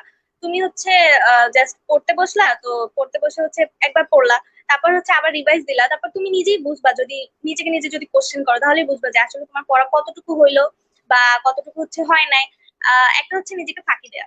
ওই যে তোমরা হচ্ছে বিভিন্ন উদাহরণ দিলা যে গুগল থেকে সার্চ করে হচ্ছে জিকে অ্যান্সার করলো, তো এটা হচ্ছে নিজেকে ফাঁকি দেয়া।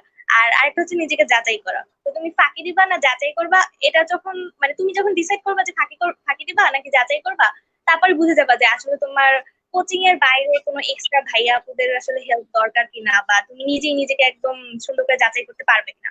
তো আমি যদি বললাম যে আমি বরিশালে একদম বরিশালে পড়ছি, এই 2-3 মাস পড়ছি, তো আমার তো খুব একটা হেল্প দরকার হয় না, আমি নিজেই নিজেকে যাচাই করছি। হ্যাঁ অবশ্যই কোচিং আমাকে গাইডলাইন দিচ্ছে, জাস্ট আমি ওই গাইডলাইন ধরে হাঁটছি। আর তারপর নিজেই নিজেকে যাচাই করছি, নিজেই নিজের পড়া রেডি করছি। এই তো। তো একদম ম্যান্ডেটরি আমার কাছে মনে হয় না।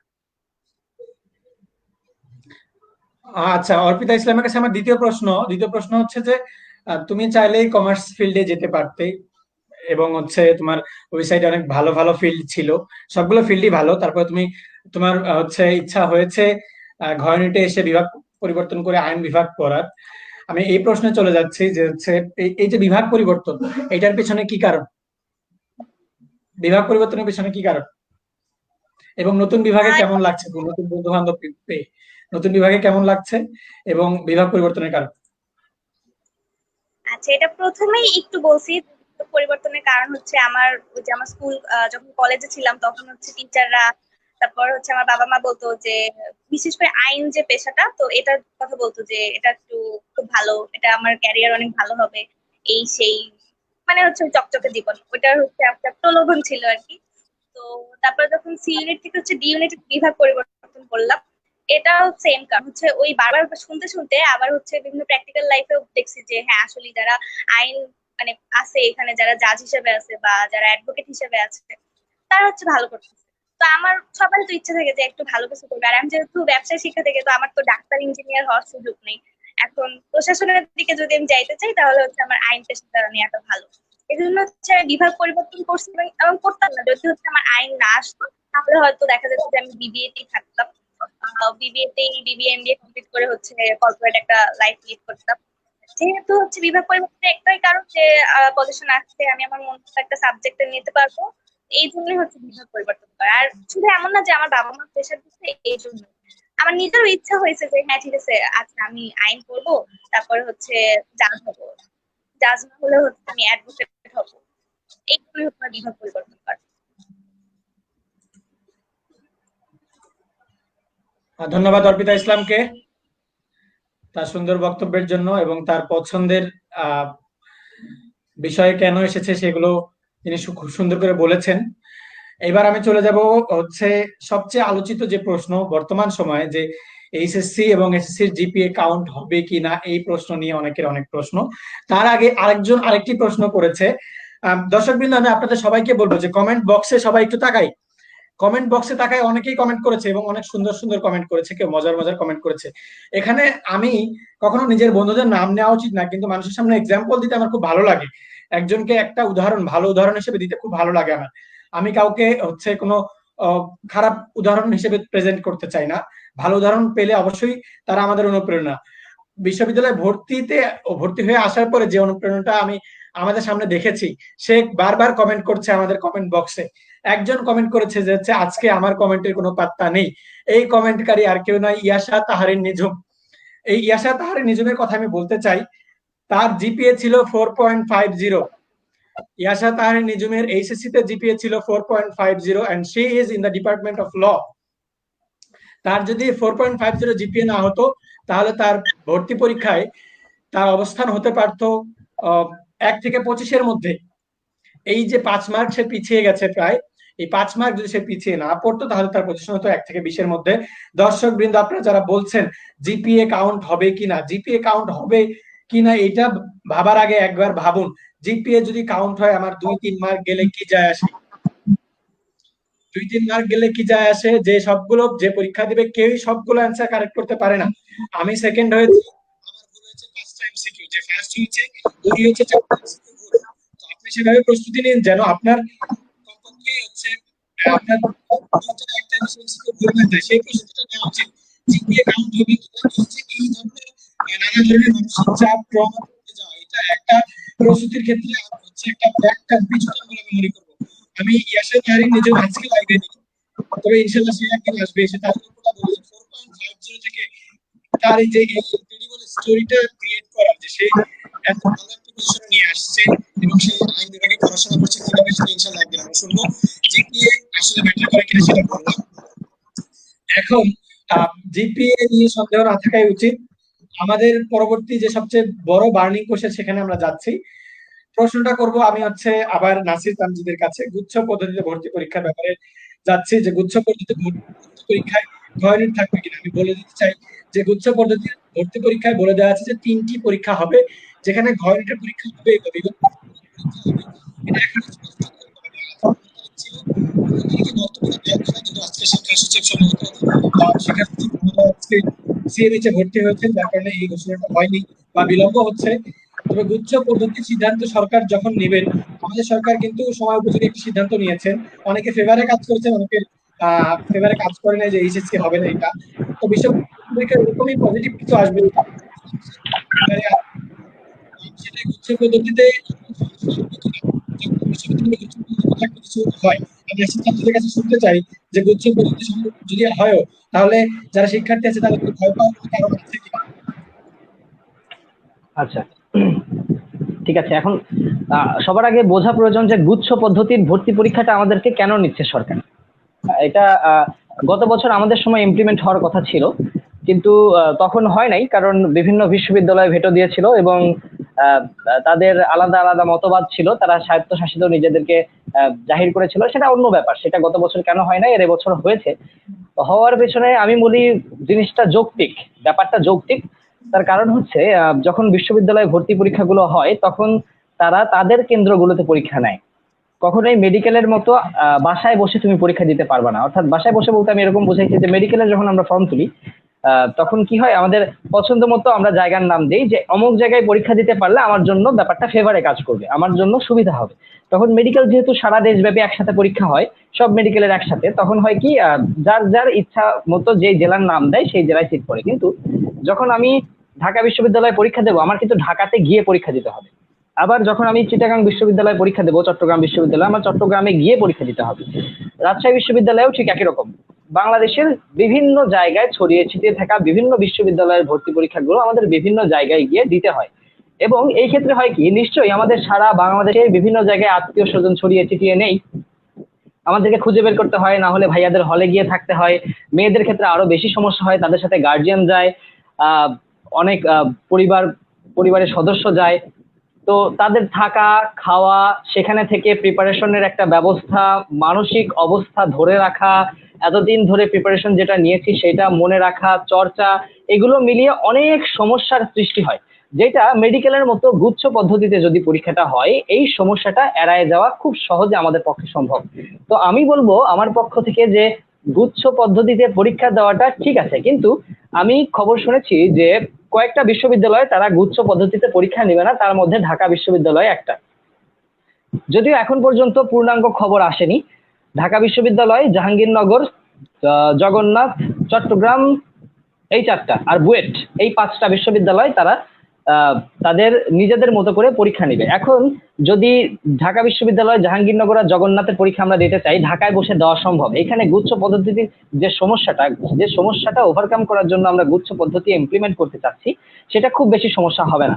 সমস্যাটা হবে শুধুমাত্র চট্টগ্রাম গিয়ে থাকার জন্য, চিটাগাং বিশ্ববিদ্যালয়। এখন সেটা তারা ভেবে দেখতে পারে যে যেহেতু তাদের ঢাকা থেকে অনেক বেশি দূরে হয়। আর বুয়েট নিবে না, কারণ ওই একইভাবে আমাদের যখন আমরা ঢাকা বিশ্ববিদ্যালয়, জাহাঙ্গীরনগর কিংবা জগন্নাথের জন্য প্রিপারেশন নেব, বুয়েটটাও কিন্তু ঢাকায় থেকে আমরা পরীক্ষা দিতে পারছি।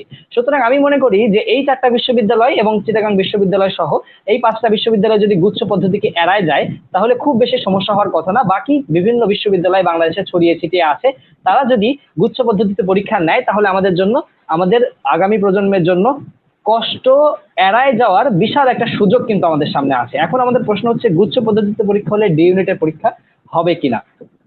মনে করিয়ে দেওয়ার ব্যাপার হচ্ছে, আমাদের ডি ইউনিট অর্থাৎ বিভাগ পরিবর্তনের যে সুযোগটা, সেটা কিন্তু শুধুমাত্র ঢাকা বিশ্ববিদ্যালয়ের জন্য। অন্যান্য বিশ্ববিদ্যালয়ে কিন্তু আমাদের এই বিভাগ পরিবর্তনের মতো এরকম সিস্টেমটা নাই। আমাদের সিস্টেমটা কিরকম, যেরকম আমরা জাহাঙ্গীরনগরে পরীক্ষা দিয়েছি, জাহাঙ্গীরনগরে সি ইউনিটের ফর্ম তুলেছিলাম আমি, যেখানে আলহামদুলিল্লাহ আমি 30তম হয়েছিলাম। তো সি ইউনিটের পরীক্ষায় কিন্তু আমরা সব বিভাগ থেকেই পরীক্ষা দিছে, সায়েন্স থেকে দিছে, কমার্স থেকে দিছে, আর্টস থেকেও দিছে। এখন তাদের বিভিন্ন জায়গা থেকে অবশ্যই কোটা ছিল, সায়েন্স থেকে এতজন নিবে, কমার্স থেকে এতজন নিবে, কিন্তু সত্যিকার অর্থে বিভাগ পরিবর্তনের যে ব্যাপারটা, অর্থাৎ ডি ইউনিট যেরকম, অর্থাৎ সায়েন্স থেকে আমি যাব, সায়েন্সের সাবজেক্ট গুলো রিলেটেড যেগুলো আছে সেগুলো আমি নিতে পারবো না। আবার আর্টস থেকে আমি যাব, বিভাগ পরিবর্তন করব, সেখানে কিন্তু ম্যাথমেটিক্স আছে, ডি ইউনিটে কিন্তু ম্যাথমেটিক্স নামে সাবজেক্টও আছে, যেটা আর্টসের ছেলেরা নিতে পারে না। ঠিক আছে। আবার আমি কমার্স থেকে যাব, কমার্সে কিন্তু কমার্স রিলেটেড সাবজেক্ট গুলো ডি ইউনিটে আছে, যেটা কমার্সের ছেলেরা চান্স পেলে নিতে পারবে না। তার কারণ কি, আমি উইলিংলি যাচ্ছি আমার বিভাগ পরিবর্তনের জন্য। এখন এই বিভাগ পরিবর্তন যেহেতু ডি ইউনিট, আর ডি ইউনিট যেহেতু ঢাকা বিশ্ববিদ্যালয়, ঢাকা বিশ্ববিদ্যালয় যেহেতু আমাদের গুচ্ছ পদ্ধতির পরীক্ষা পদ্ধতিতে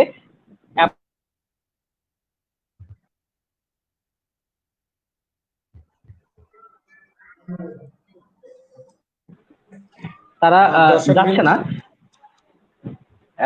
ঠিক আছে, সমস্যা নাই, আমি উত্তর দেই। উত্তরটা, আমার ইলেকট্রিসিটি চলে গেছে, বাট আই হ্যাভ ডাটা। তো উত্তরটা সংক্ষেপে দেব যে চিন্তার কিছু নেই, আমরা চেষ্টা করব পড়াশোনা করার। বিভিন্ন ধরনের গাইডলাইন দরকার হলে তো আমাদের অ্যাডমিশন ক্র্যাকার্স আছেই, আরো আশেপাশে ভাইয়ারা আছে, তাদের কাছ থেকে আমরা একটা ব্যবস্থা নিয়ে পড়াশোনা করব। পড়াশোনা করলে আমাদের পরীক্ষার জন্য টেনশনটা কমে যাবে। এটাই, ধন্যবাদ।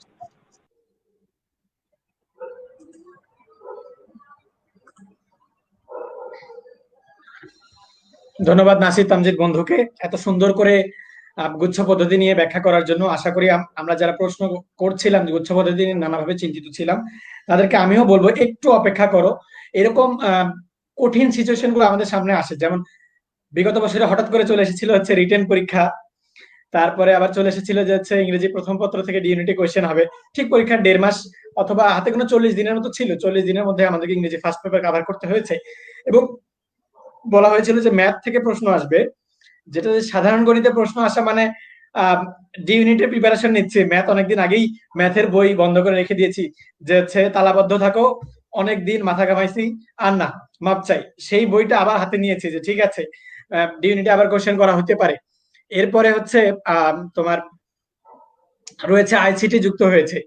এই যে আইসিটি, ম্যাথ এবং ইংলিশ ফার্স্ট পেপার যে যুক্ত হয়ে গেল আমাদের ইউনিটে, সেখানে আমরা একটু তো সমস্যা ফেস করেছিলামই, কিন্তু আমরা কিন্তু মাথা ঠান্ডা রেখেছিলাম। এই যে গুচ্ছ পদ্ধতি নিয়ে যে একটা আশঙ্কা আমাদের মনের মধ্যে কাজ করে চলছে, এই আশঙ্কা নিয়েও আমি তোমাদেরকে এটাই বলবো যে তোমরা একটু হচ্ছে কি বলবো, ঠান্ডা মাথায় থাকো। সরকারের পক্ষ থেকে একটি এমন ধরনের সিদ্ধান্ত আসবে যেটা স্টুডেন্ট হেল্পলি বা স্টুডেন্ট ফ্রেন্ডলি হয়ে যায়। পরীক্ষা পদ্ধতিতে এরকমই হয়, যেটা সব স্টুডেন্টদের ক্ষেত্রে হেল্পফুল হবে। যেমন জিপিএ যোগ হবে না এবার, কারণ জিপিএ যোগ হলে অনেকেই সমস্যায় পড়তো। যদিও এখানে কিন্তু বিশ্ববিদ্যালয়ের সমস্যা, এতগুলো পরীক্ষা, এতজনের পরীক্ষা নেবে, পরীক্ষার খাতা কাটবে, তারপরেও সরকার পক্ষ থেকে এমন একটি সিদ্ধান্ত নেওয়া হয়েছে যেটা আমাদের সবার জন্য উপকারী, এরকমই কোনো সিদ্ধান্ত চলে আসবে। তবুও আমি বলতে চাই, লিখিত পরীক্ষায় আমার নম্বর ছিল 33.5। এরকমই ভালো নম্বর অর্পিতাও পেয়েছে, আবার হচ্ছে অপু সাহাও পেয়েছিল। আমাদের মধ্যে নাসির তামজিদ একটু নেই, তার নেট প্রবলেম, একটু পরে ইনশাল্লাহ যোগ করবে, সে যুক্ত হবে। তো আমি এই প্রশ্নের উত্তরে অপু সাহার কাছে সংক্ষিপ্ত আকারে জানতে চাই যে লিখিত পরীক্ষার জন্য সে আসলে কোন ধরনের পরীক্ষা পদ্ধতি, কোন ধরনের পদ্ধতি অবলম্বন করেছে। আমার কথা বলতে চাই যে এমসিকিউ পরীক্ষার পরে আমার অনেক বন্ধুদেরকে আমি দেখেছি যে হচ্ছে পরীক্ষা দেওয়ার পরে তারা শুধু এমসিকিউ পরীক্ষা দিয়ে কোচিং থেকে বের হয়ে চলে গেছে। কিন্তু আমি যে কাজটা করেছি সেটা হচ্ছে যে এমসিকিউ পরীক্ষার ক্ষেত্রে এমসিকিউ পরীক্ষা দেওয়ার পরে যদিও ক্লান্ত থাকতাম, যে অনেক সময় এরকম হয়ে গেছে যে পরীক্ষা দিয়েছি, দেওয়া পর্যন্ত, পরীক্ষা দিতে যাওয়ার আগ পর্যন্ত আমি ঘুমাতেই পারিনি, কারণ আমার নির্দিষ্ট একটা প্ল্যান ছিল যে আজকে আমি এত ঘন্টা পড়বো বা এতটুকু সিলেবাস কভার করবো, আজকে আমি 10 পেজ পড়বো বা 12 পেজ পড়বো সাধারণ জ্ঞানের। এই সিলেবাসটুকু কভার করতে গিয়ে আমার সারা দিন হয়ে, মানে সারা রাত শেষ হয়ে গেছে, সকালবেলা হয়ে গেছে। আমি দর্শককে বলেছিলাম যে আমি অ্যাডমিশন টাইমে আমার টিউশনই করাতে হয়েছিল, যেহেতু আমার আম, পারিবারিক সমস্যা ছিল কিছু। তো টিউশনই করে আসার পর আমি 11টা 12টা যদি পড়তে বসতাম, ওই ক্লান্তি থেকে যেত, কিন্তু আবার কষ্ট করে পড়তে হতো, পড়তে পড়তে সকাল হয়ে যেত পরীক্ষা দিতে যাওয়ার আগ পর্যন্ত। তখন তো ঘুমালে আর পরীক্ষার আগে উঠতে পারবো না, এই জন্য পরীক্ষা দিতে যেতাম, লিখিত এমসিকিউ পরীক্ষা দিয়ে চলে আসার মতো ইচ্ছা করতো যে না এখন চলে যাই, কিন্তু এই ক্লান্তিটাকে রেখে দিতাম, যে এই ক্লান্তির সুবাতাসটাকে কয়েকদিন পরে নেওয়া যাবে।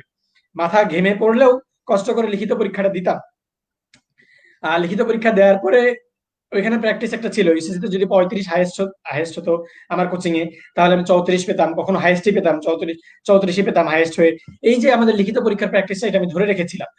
আবার হচ্ছে কলেজে একটু, মানে কলেজে বিভিন্ন কলেজে যেহেতু আমাদের ফ্রি হ্যান্ড রাইটিং এর প্র্যাকটিস ছিল, যার কারণে একটু ভালো হয়েছিল হয়তোবা। তো তোমরা ফ্রি হ্যান্ড রাইটিং বা হচ্ছে রিটেনের জন্য কি করবে, তা আমি অপু সাহা থেকে শুনতে চাই যে অপু সাহা কি করেছিল, কি করা ভালো, সেটার উত্তর অনেক রকমই আছে। অপু সাহা নিজে কি করেছিল সেটা শুনতে চাই। আচ্ছা, তো রিটেনের ক্ষেত্রে দেখো, ফার্স্টে একটা জিনিস জানা লাগবে, রিটেন জিনিসটা কিন্তু গতানুগতিক কোনো কিছু না। মানে এটা অ্যাড করছে আমার 2019 সালে, ঠিক গত বছরেই। তার মানে আগের যে 10 20 30 বছর পরীক্ষাটা হচ্ছিল সেখানে কিন্তু কোনো ধরনের রিটেন ছিল না। ঢাকা ইউনিভার্সিটি কথা বলছি।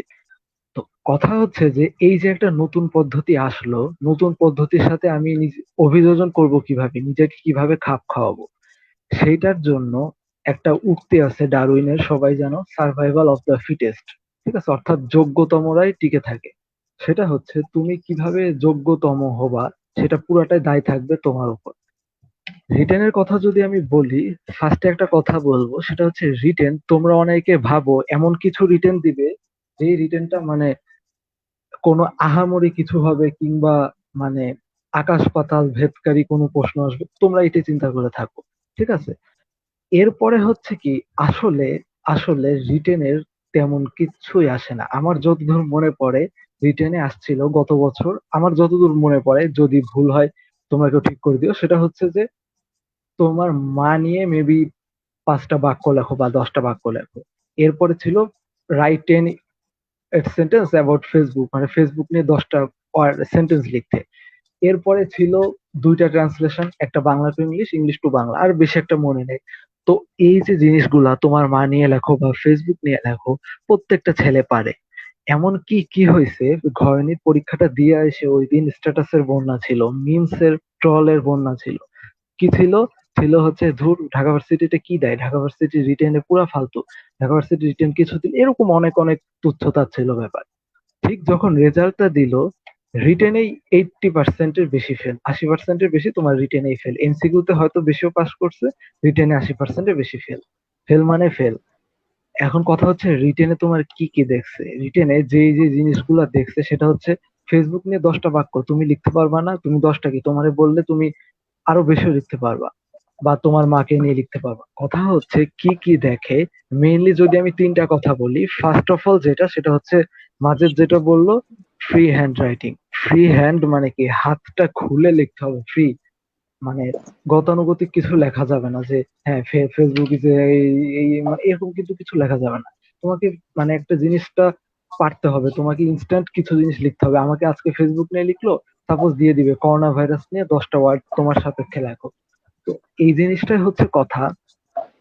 এখন সেকেন্ড যে জিনিসটা সেটা হচ্ছে হ্যান্ড রাইটিং। ঠিক আছে, হ্যান্ড রাইটিং এর জন্য প্লিজ তোমাদের কাছে একটা রিকোয়েস্ট থাকবে, যেহেতু রিটেন আগে দর্শনধারী পরে গুণ বিচারী, তো হ্যান্ড রাইটিংটা যাতে একটু ক্লিয়ার থাকে। দেখবা হ্যান্ড রাইটিং ক্লিয়ার থাকলে তোমাদের টিচাররাও তো মানে উৎসাহ পাবে, কারণ তারা তো সেম খাতা অনেকগুলা দেখবে, 5-7 হাজারের বেশি খাতা দেখবে তারা।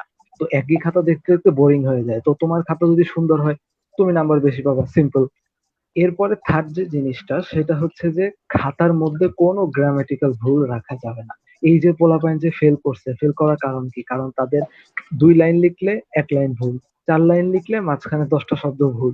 তো এই জিনিসগুলো যাতে না হয়, ভুল না হয়, প্লিজ খেয়াল রাখবা। রিটেন প্র্যাকটিস করবা, ইজি ইজি রিটেন প্র্যাকটিস করবা, কোনো মানে উড়াধুরা রিটেন না, একেবারে নর্মাল রিটেন। যে চেষ্টা করবা তুমি তোমার টিচার নিয়ে বা ঢাকা বিশ্ববিদ্যালয়ে ইংলিশে right 10 sentence about Dhaka university. তুমি দেখো ইনস্ট্যান্ট ঢাকা ইউনিভার্সিটি নিয়ে 10টা সেন্টেন্স উইদাউট গ্রামাটিক্যাল মিস্টেক্স লিখতে পারো না, কি যে কোনো মিস্টেক হবে না, কোনো কিছু হবে না, তোমার হাতের লেখা সুন্দর কিনা, তুমি ফ্রি হ্যান্ড রিটিং করতে পারতেছো নাকি, এই সব জিনিসগুলো যদি থাকে তুমি রিটেনে 45-এ পরীক্ষায় আমি পেয়েছিলাম 31.5। আমি নর্মাল একেবারে লিখছিলাম, আমি আমার মতো সুন্দর করে লিখছিলাম, আমি 31.5, যতদূর মনে পড়ে হাইয়েস্ট মেবি 34 বা এরকম সামথিং উঠছে 35। তো যারা ফেল করছে তারা 6, 7, 8, 9 এরকম করে পাইছে, অথচ তারা এসে স্ট্যাটাস। তো যাই হোক, কথা এটাই যে রিটেনের জন্য আলাদাভাবে ভয় পাওয়ার কিছু নাই, তোমরা যে যেভাবে পড়তেছো, আমি মনে করি না, আমি নিজেও কোনো আলাদা কোনো বই টই কিচ্ছু পড়ি নাই। আমি যেটা করলাম সেটাই বলছি যে মানে তুমি এটা করতে পারো নিজে নিজেই, সবকিছু নিজে নিজে করবা, কারণ ডি ইউনিটের পড়াগুলো নিজে নিজেই ম্যাক্সিমাম। ক ইউনিট ইঞ্জিনিয়ারিং একটা ম্যাথ বুঝাই দেওয়া লাগে, মেডিকেলে একটা বই দাগায় দেওয়া লাগে, কিন্তু ডি ইউনিটের কিন্তু ম্যাক্সিমাম ইনফরমেশন আমার আশেপাশে আছে, আমার খালি কালেক্ট করে মাথার মাথার মধ্যে ঢোকানো লাগবে। তো এটার জন্য আমি বলতেছি যে রিটেনের জন্য আহামরি কিছু না, তুমি তোমার জায়গা থেকে ক্লিয়ার থাকো, ভালো মতো প্র্যাকটিস করতে থাকো, আশা করি খুব একটা বেশি সমস্যা হবে না, নিজে নিজে ফ্রি হ্যান্ড রাইটিং করতে পারবা। ঠিক আছে, আশা করি রিটেনে ভালো নাম্বারও পাবা। আর রিটেনে ভালো নাম্বার যদি না পাও, এমসিকিউ তুমি 75-এ 75 পাও, 80-তে 80 পাও, no one gives a damn about you, তোমার জন্য কেউ কোনো তোমাকে পাত্তা দিবে না, তোমার খাতা ছিঁড়ে ফেলাই দিবে, কোনো কথা নাই, সোজা হিসাব। তুমি যদি রিটেনে ভালো না করো বা ফেল করো, তোমার খাতা দেখবে না, একেবারে সিম্পল হিসাব। আবার যদি এমসিকিউ তে খারাপ করে রিটেনে ভালো করো, তাহলে কিন্তু হবে না। দুইটা দিকেই যাতে প্যারালালি তোমার একটা ভালো কানেকশন থাকে। ঠিক আছে, তো এটাই, আমি আবার রাকিবের কাছে চলে যেতে চাই। আচ্ছা, ধন্যবাদ অপুকে।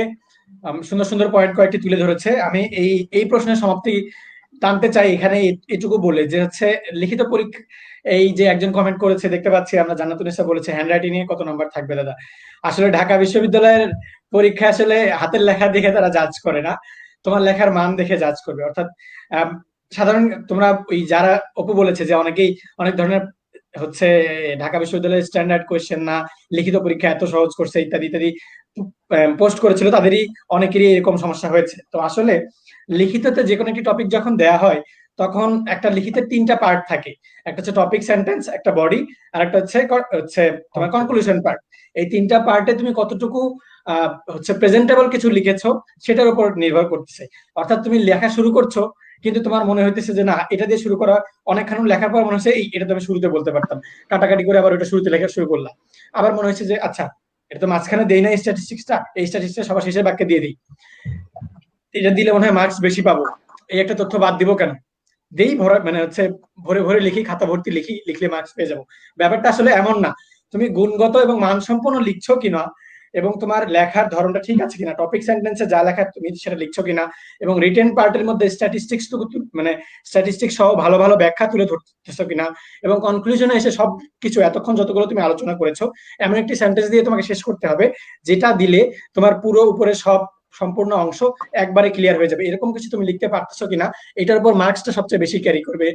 এবং এই লিখিত পরীক্ষার বিষয়ে ইনশাল্লাহ কিভাবে লিখবে, কি করবে না করবে, কি লিখলে ভালো হবে ইত্যাদি বিভিন্ন পরীক্ষা আমরা অ্যাডমিশন ক্যারিয়ার্সের পক্ষ থেকে নিব, এবং তোমাদেরকেও সেই অনুযায়ী আমরা হেল্প করার চেষ্টা করব। দর্শক, তোমাদেরকে আমি আপনাদেরকে আবারও জানিয়ে দিতে চাই যে সবচেয়ে বেশি সংখ্যক শেয়ারকারী কিন্তু পুরস্কৃত হবে, এবং আমাদের প্রসেসটা চলছে। কেউ কি পিছিয়ে পড়েছেন? যদি এখনো পিছিয়ে পড়ে থাকেন, এখনো নিজেকে সেই দৌড়ে হচ্ছে এগিয়ে নিয়ে আসুন। হচ্ছে নুসরাত জাহান চাঁদনি বলেছে আইসিটি ম্যাথ জন্য কিভাবে প্রিপারেশন নিব। আমি চলে যাচ্ছি হচ্ছে দূর থেকে কোচিং করা, আমরা ঢাকায় যারা কোচিং করেছি বিভিন্ন ধরনের ফ্যাসিলিটিস আমাদের ছিল। অর্পিতা ইসলাম দূর থেকে কোচিং করেছে। আমি অর্পিতার কাছে চলে যাব যে অর্পিতা, ম্যাথ আইসিটি তে কি করেছো, কিভাবে প্রস্তুতি নিয়েছো? আর তো ম্যাথকে ভয় পাই দেখে হচ্ছে আমি সায়েন্স নিই। পরে হচ্ছে ডাক্তার শিখতে আসলাম, সেখানে হচ্ছে অ্যাকাউন্টিং মোটামুটি ম্যাথের মতোই অনেকটা।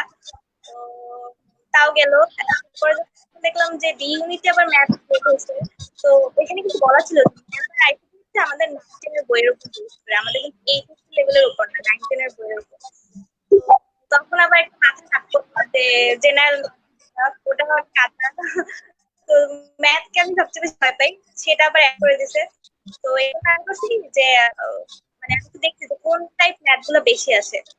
তো আমাদের আগে যেহেতু রিটেন হয় না বা ম্যাথও ছিল না, বাট তাও আমি just বিভিন্ন যে পরীক্ষাগুলো হয় না কম্পিটিটিভ জব রিলেটেড, ওইখানে দেখছি যে কোন ম্যাথ গুলো বেশি আসে। তো দেখলাম যে ওই যে শতকরা অঙ্ক, লাখপতি, এইসব এইসব ম্যাথ আসে আর কি। তো ভাবছি যে এগুলোর মধ্যে থেকে হয়তো আসতে পারে ভার্সিটিতে, তো ওগুলো জাস্ট একবার চোখ বলে গেছি। বাট আমি মোটামুটি মাইন্ড সেট করা ছিল যে ম্যাথ থেকে যদি একটা দুইটা কোশ্চেন আসে, আমি পারলে হচ্ছে অ্যাভয়েড করে যাবো। তো যাই হোক, ম্যাথ থেকে যে কোশ্চেন আসছে আমি সত্যি ওইটা অ্যাভয়েড করে গেছি। একটা কি যেন একটা কোশ্চেন আসছিল, আমার ঠিক মনে নেই। আর আইসিটি যে ওটাও বলা ছিল যে 9-10 এর বই থেকে আসবে। তো 9-10 এর আইসিটি বইটা তো একটু ছোট, ওটা তো আর কি বড় না। তো ওটা পরীক্ষার 2-3 দিন আগে জাস্ট দেখছি।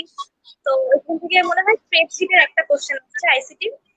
তো আইসিটি নিয়ে আমার টেনশন ছিল না, আমরা তো ম্যাথ নিয়ে টেনশন ছিল। যাই হোক, ওটা তো আমি কোনোভাবে স্কিপ করে পার করতেছি। বাট আইসিটি যেটা, ওটা নিয়ে আমার মানে ভয় পাওয়ার কিছু নাই, কিন্তু আমাদের গত বছর হচ্ছে প্রজ্ঞাপন দেয়াই ছিল যে 9-10 এর বই থেকে আসবে। তো এটা নিয়ে অত প্যারার কিছু নাই, আমি হচ্ছে জাস্ট ওই চোখ বুলাই গেছি।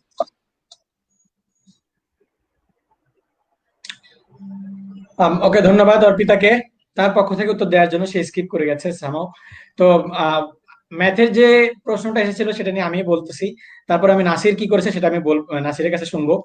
যেহেতু আমাদের অপু সাহা হচ্ছে মেডিকেলের প্রস্তুতি নিয়েছিল, সে ম্যাথে এই বিষয়ে সে প্র্যাকটিস করে এসেছিল। আমি নাসিরই হয়তোবা এই পরীক্ষার 1 মাস আগে থেকে প্র্যাকটিস শুরু করেছিলাম, হঠাৎ করে 2 সপ্তাহ আগে জানতে পেরেছি ম্যাথ করতে হবে। আল্লাহ, কই ম্যাথ করব, কোন বই থেকে পড়বো, কোন ক্লাস থেকে আসবে, কি করব না করব, ভাইয়া এটা বলেন, অমুক ভাইয়া কি করব।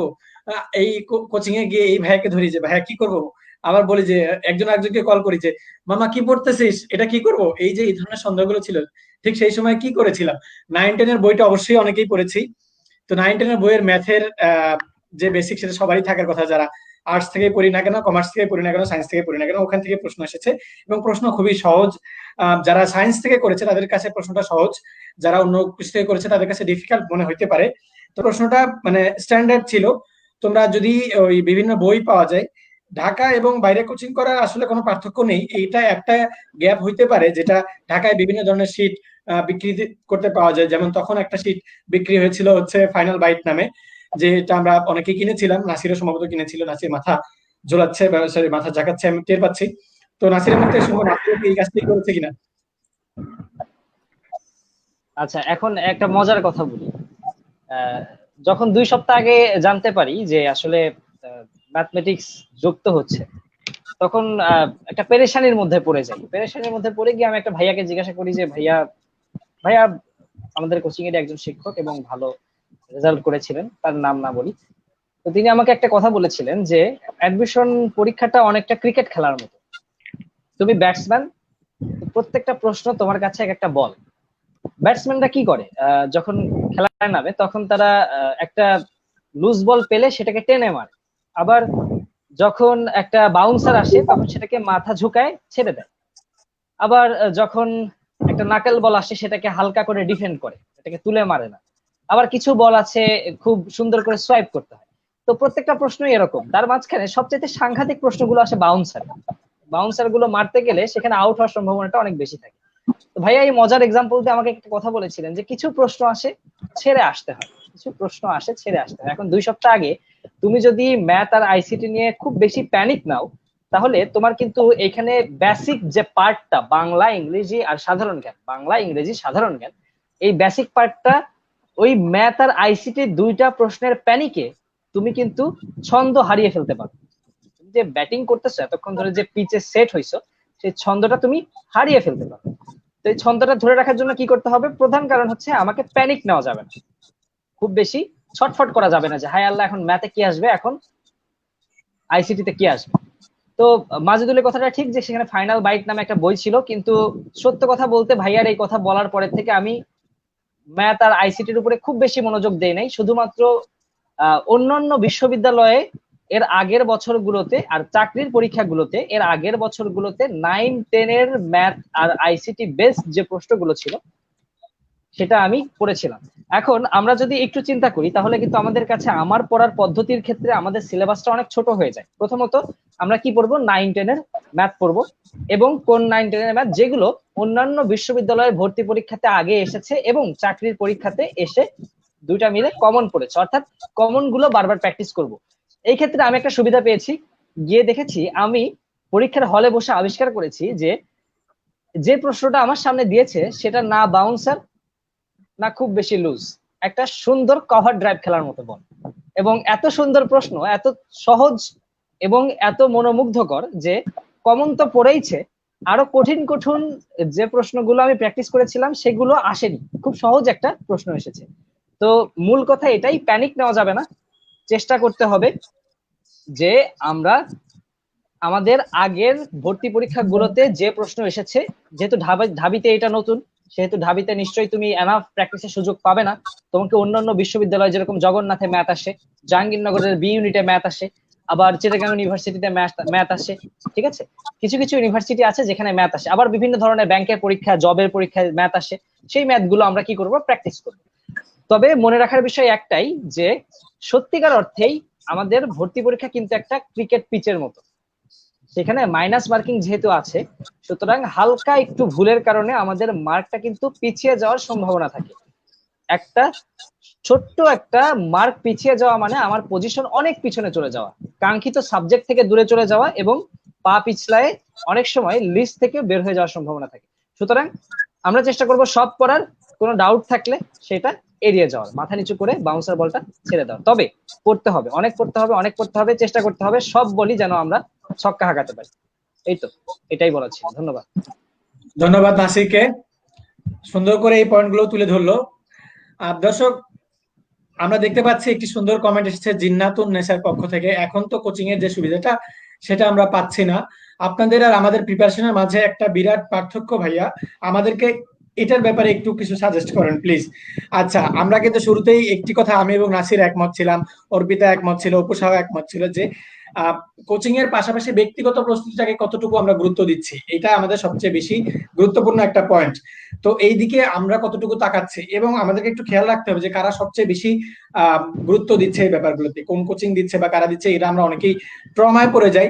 তো এরকম কিছু দেখার দরকার নেই, তুমি যে কোনো একটিতে যুক্ত হও, যুক্ত হওয়ার পরে কিছু একটা করো।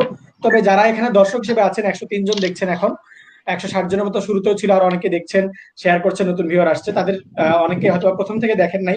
আমরা আমাদের অ্যাডমিশন ক্রেকার্স এর পক্ষ থেকে যে পদক্ষেপটা আমরা লকডাউনের শুরু থেকে করেছি, সেটা আপনাদেরকে একটু দেখাতে চাই যে হচ্ছে আমরা অ্যাডমিশন ক্রেকার্স আমরা কি করছি। আমরা প্রত্যেকদিন প্রত্যেকটা লেকচারের উপরে পরীক্ষা নিচ্ছি, এবং সেই পরীক্ষায় সর্বোচ্চ নম্বরধারীর নাম, সর্বোচ্চ নম্বরধারী 3 জনের নাম আমরা আমাদের ওয়েবসাইটে দেখাচ্ছি, এবং পরীক্ষাটা গুগল ফর্মে হচ্ছে। এছাড়া রেজাল্ট অটোমেটিক্যালি আপনার কাছে আমরা পৌঁছে দিচ্ছি। পাশাপাশি পূর্বের পরীক্ষাগুলোর হচ্ছে প্রশ্ন আপনি প্র্যাকটিস করার সুযোগ এখানে পাচ্ছেন। প্রত্যেকদিন ভোকাবুলারি প্র্যাকটিস করেন, নতুন নতুন ভোকাবুলারি শেখার জন্য আমাদের ব্যবস্থা রয়েছে, এবং এটা আমাদের সম্পূর্ণ নিজস্ব নিজস্ব নিজস্ব এবং নিজের ওয়েবসাইটে, যেটা অধিকাংশ ফেসবুক গ্রুপ বা অনেক ফেসবুক পেজ আপনাদেরকে বিভিন্নভাবে আপডেট দেয়, এত ফ্যাসিলিটি হয়তো বা দেয় না। আমি আমার কোচিং এর আমি আমার হচ্ছে পেজের হয়তো বা ব্র্যান্ডিং করছি, কাইন্ড অফ দ্যাট, বাট আমরা আমাদের যে সার্ভিসটা দিচ্ছি সেটা আপনাদেরকে আবার দেখাচ্ছি। অনেকক্ষণ ধরে আমাদের মুখের কথা শুনছেন, এটা অনেকটা অ্যাড টাইপের, আমরা আমাদের কার্যক্রমটা আপনাদেরকে আরেকবার দেখাতে চাই, ইনশাল্লাহ আপনাদের উপকারে আসবে।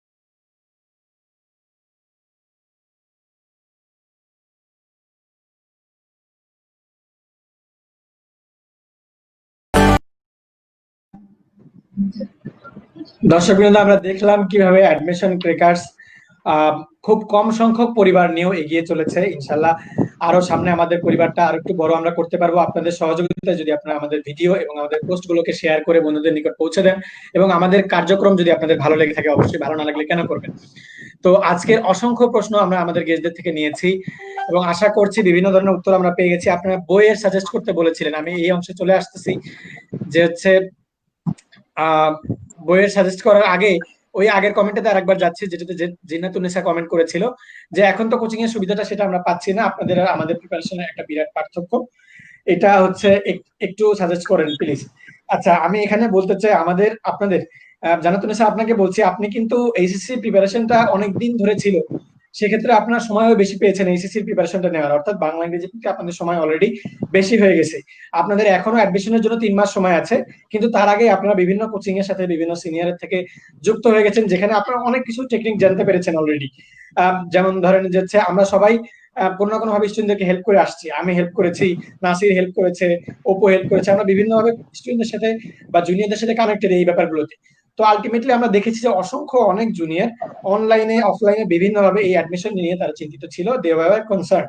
যদি আপনি না হন, তার মানে আপনি পিছিয়ে আছেন অলরেডি, আপনাকে এখনই দৌড় দিতে হবে। এবং যদি আমরা অলরেডি তাকাই, অনেকেই আমরা এগিয়ে গিয়েছি, তারা অলরেডি জানি যে কিভাবে পড়তে হবে, অর্থাৎ অলরেডি আমরা টেকনিক শিখে ফেলেছি যে এখন কি করা উচিত। এই 3 মাস আপনারা অনেক বড় সময় পাচ্ছেন, যেহেতু আপনাদের সময় পরীক্ষার্থী অনেক বেশি, প্রতিযোগিতাটা বেশি, তাই আমি বলবো আপনাদের মনে হয় সময় চলে এসেছে যে নিজেকে সময় দেওয়ার, নিজের জন্য নিজস্ব রুটিনটা তৈরি করার। কোচিং কখনোই বড় একটা ইস্যু ছিল না। তারপরও আমি চলে যাব অপু সাহার কাছে। অপু সাহা, তুমি তো একসাথে 2টা কোচিং করেছো বা মেডিকেলের পাশাপাশি ডি ইউনিটের প্রিপারেশনটা নিয়েছো, কোচিং কে তুমি কতটুকু গুরুত্ব দিচ্ছ? যে এই যে বলছে যে ভাই আপনাদের মতো সুযোগ পাচ্ছে না, যদিও তারা সময় বেশি পেয়েছে, কোচিংটা সময় পাচ্ছে না, অফলাইন ক্লাসটা পাচ্ছে না, তুমি শুধু বলো যে হচ্ছে তুমি তোমার ডি ইউনিটের প্রিপারেশনটাকে কিভাবে করেছো, দ্রুত একটু সংক্ষেপে যদি উত্তরটা দিতে। আচ্ছা, ফার্স্ট অফ অল, যেটা আমি কোনো ডি ইউনিটের কোচিং এ ভর্তি হই নাই জীবনে। আমি ডি ইউনিটের কোচিং যে আসলে করা লাগে এইটা আমি জানছি ইন্টারের পরে এসে, যে ডি ইউনিট কোচিং বলে হয়তো কিছু আছে দুনিয়ায়। তো বেসিক্যালি আমি কোনো ডি ইউনিটের কোনো কোচিং করি নাই, আমি জাস্ট মেডিকেলের একটা কোচিং মেডিকোতে ভর্তি ছিলাম, এবং সেখানেও ক্লাস করি নাই। প্রথম 1 সপ্তাহের মতো ক্লাস করছিলাম, এরপর হারিয়ে গেছে আর কি। যাই হোক, তো দ্য থিং ইজ, কোচিং এ কিন্তু আমার, হ্যাঁ কোচিং ধরো, কথার কথা ওই যে তানজিদ ওই ক্রিকেটের কথা বলতেছিল, ক্রিকেটের কথা বলতে বলতে ধরো একটা খেলতেছে কিন্তু সবাই, একটা বাংলাদেশ টিমে মাশরাফি, সাকিব, সৌম্য, লিটন সবাই খেলতেছে। But the thing is, performance কিন্তু কে ভালো করতেছে? যে কোনো একজন ভালো করতেছে, দুইজন ভালো করতেছে, একজন ম্যান অফ দ্য ম্যাচ হইতেছে। সবারই কিন্তু আবার দেখো কোচ আছে, একজন একজন কোচ আছে, সামথিং সামথিং, ধরো সুমন টুমন, যাই হোক, একটা কোচ আছে। তো ওই যে কোচের কি দরকার? কোচের দরকারটা হচ্ছে তোমাকে জাস্ট একটা গাইডলাইনটা দিবে, ঠিক আছে? সেম হচ্ছে এই কোচিং গুলাও, নাম আসছে কিন্তু কোচিং, কোচিং আসছে কিন্তু কোচ থেকে, কোচের সাথে আইএনজি যোগ করছে। তো কথা হচ্ছে যে এই যে কোচ বলো কোচিং বলো, এদের কাজ হচ্ছে আর কিছুই না। কোচ কি করে? কোচ কি তোমার খেলাটা খেলে দিতেছে? ওই যে ও যেটা বললো, বাউন্সার ছাড়তে হবে, এইটা করতে হবে, এইটা কি তোমাকে কোচ শিখাই? কোচ করতেছে? কোচ তো করতেছে না। কথা হচ্ছে কোচিং যেটাই করুক না কেন, লাস্ট ফাইনাল যে আউটপুটটা তোমারই নেওয়া লাগবে। তো আমি কোন কোচিং এ পড়লাম, পাশের বাসার আন্টির ছেলে কোন কোচিং এ পড়লো, অমুকের ফুফাতোর চাচাতোর শালির বোন কোন কোচিং এ পড়লো, এই দিকগুলা যদি নিয়ে তুমি প্যারা খাও, বা এই এই জিনিসগুলা নিয়ে যদি মাইতে থাকো, তুমি নিজের পায়ে নিজেই কুড়াল মারতেছো, এছাড়া আর কিছু না। এই যে আমি কিন্তু কোনো কোচিং ছাড়াই, বিনা কোচিং, ঘর ইউনিটের কোচিং ছাড়াই আমি 63তম হলাম। তো এটা কি আমি কি আকাশ থেকে পড়ছি বা এরকম কিছু? তো তেমন না। আমি আমার পড়াশোনা চালাইতাম, মেডিকেল বা সামথিং, যাই হোক। এইটার পাশাপাশি আমি একটা ঘর ইউনিট প্রিপারেশন দিয়েছি। আমি বাংলা ইংলিশ নিয়ে আমার, বাংলা তো ইন্টারে পড়াশোনা পুরোটাই, আর ইংলিশ যেহেতু, ইংলিশ এইচএসসি ইংলিশ আর কম্পিটিটিভ এক্সামের যে ইংলিশ, সেটা একটু ডিফারেন্স আছে। তো সেই জিনিসগুলো বুঝে বুঝে কোশ্চেন সলভ করে করে জিনিসটাকে আয়ত্ত আনলাম। আর জিকে, জিকে থিং হচ্ছে, জিকে হচ্ছে ইনফরমেশন। এখন ইনফরমেশন আমি যখন স্টুডেন্টদের এখন পড়াই, তখনও ছন্দের মাধ্যমে পড়াই। অনেক কিছু আমি ছন্দের মাধ্যমে, আমার প্রায় মনে হয় এখন পর্যন্ত প্রায় 1000+ ছন্দ দিয়ে মনে আছে। তো কথা হচ্ছে, এই যে মেডিকেলের জন্য জিকে লাগতেছে, এই ইউনিটের জন্য জিকে লাগতেছে, সবকিছু মিলে আমার মাথার মধ্যেই থাকতো। আমি নিজে কোশ্চেনটা আমি ডেভেলপ করছি। হ্যাঁ, আমি কোনো কোচিং এ পড়ি নাই, কিন্তু কোচিং এর কিছু শিট পাওয়া যায়, কোচিং এর কিছু কোশ্চেন পাওয়া যায়, ওই জিনিসগুলো একটু ফলো করো। এছাড়া আর কোন কোচিং আগে শুরু হইলো, কোন কোচিং পরে শুরু হইলো, কোন কোচিং অনলাইন, কোন কোচিং অফলাইন, এই জিনিসগুলো নিয়ে যদি তুমি মেতে থাকো তাহলে কিন্তু লস দিন শেষে তোমারই। তো লাস্ট বা ফাইনাল কথা যেটা, সেটা হচ্ছে যে কোচিং নিয়ে এত প্যানিক হওয়ার কিছু নাই। তুমি তোমার মতো যেভাবে চালাইতেছো চালাইতে থাকো, জাস্ট তুমি কনফিডেন্ট থাকো। বা সবচেয়ে বড় কথা, এখন এই যে করোনার জন্য একজন বলছে যে ভাইয়া কিছু সমস্যা হইতেছে, আসলে এটা সমস্যা না। প্রত্যেকটা জিনিসেরই একটা ভালো দিক খারাপ দিক আছে, এই ভালো দিকটাকে তোমরা কেন জানি নিতে পারতেছো না। ভালো দিকটা হচ্ছে এই যে দেখো একটা উদীয়মান প্ল্যাটফর্ম অ্যাডমিশন ক্র্যাকার্স, এটার নাম তো মানে আজ থেকে 20 বছর আগে ছিল না, বা আজ থেকে 10 বছর আগে ছিল না, এটা এই বছরই চলে আসছে, এবং খুবই রিসেন্ট স্টুডেন্ট নিয়ে, মানে ফার্স্ট ইয়ার স্টুডেন্ট আমরা সবাই। তো কথা হচ্ছে এই যে যে প্ল্যাটফর্ম গুলা, এই প্ল্যাটফর্ম গুলো তোমাদের জন্য নিঃশর্ত ভাবে কাজ করতেছে। এরকম অ্যাডমিশন ক্র্যাকার্স এর প্ল্যাটফর্ম বা অন্যান্য প্ল্যাটফর্ম, এই প্ল্যাটফর্ম গুলোতে যাও, গেলে অনেক কোশ্চেনে অ্যান্সার পাবা, অনেক কিছু সলভ করতে পারবা, কোশ্চেন পাবা। এই জিনিসগুলো না করে খামোখা কোচিং এর পেছনে দৌড়াইতেছো, এই করো না সেই করো না, এই কোশ্চেন করতে করতে করতে দিনের অর্ধেক সময়টা খাইয়ে দিতেছো।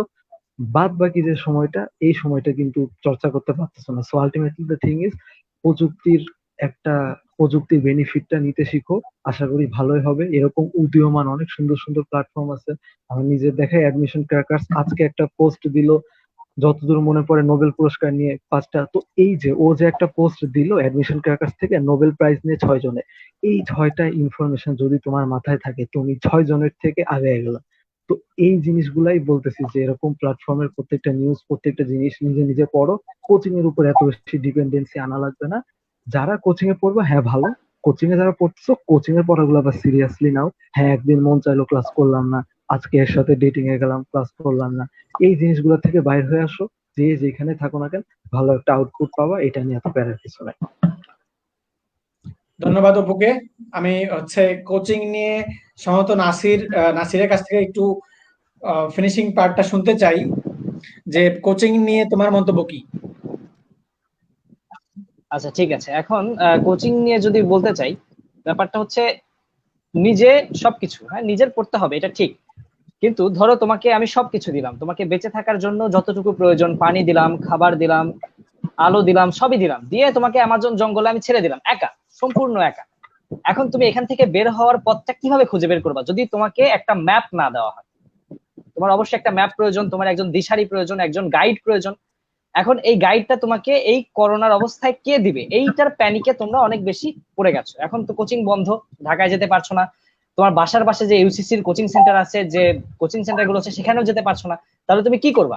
এখন দেখো ভাইয়া, কোচিংটা খুলতে পারতেছে না কারণ করোনা একটা মরণ ব্যাধি প্যান্ডেমিক, এখানে তোমার সংস্পর্শে আসলে সমস্যা হবে। কোচিংটা সরকার আপাতত বন্ধ রাখছে, কারণ কি করোনা। ঠিক একই করোনার কারণে বিশ্ববিদ্যালয়গুলো বন্ধ।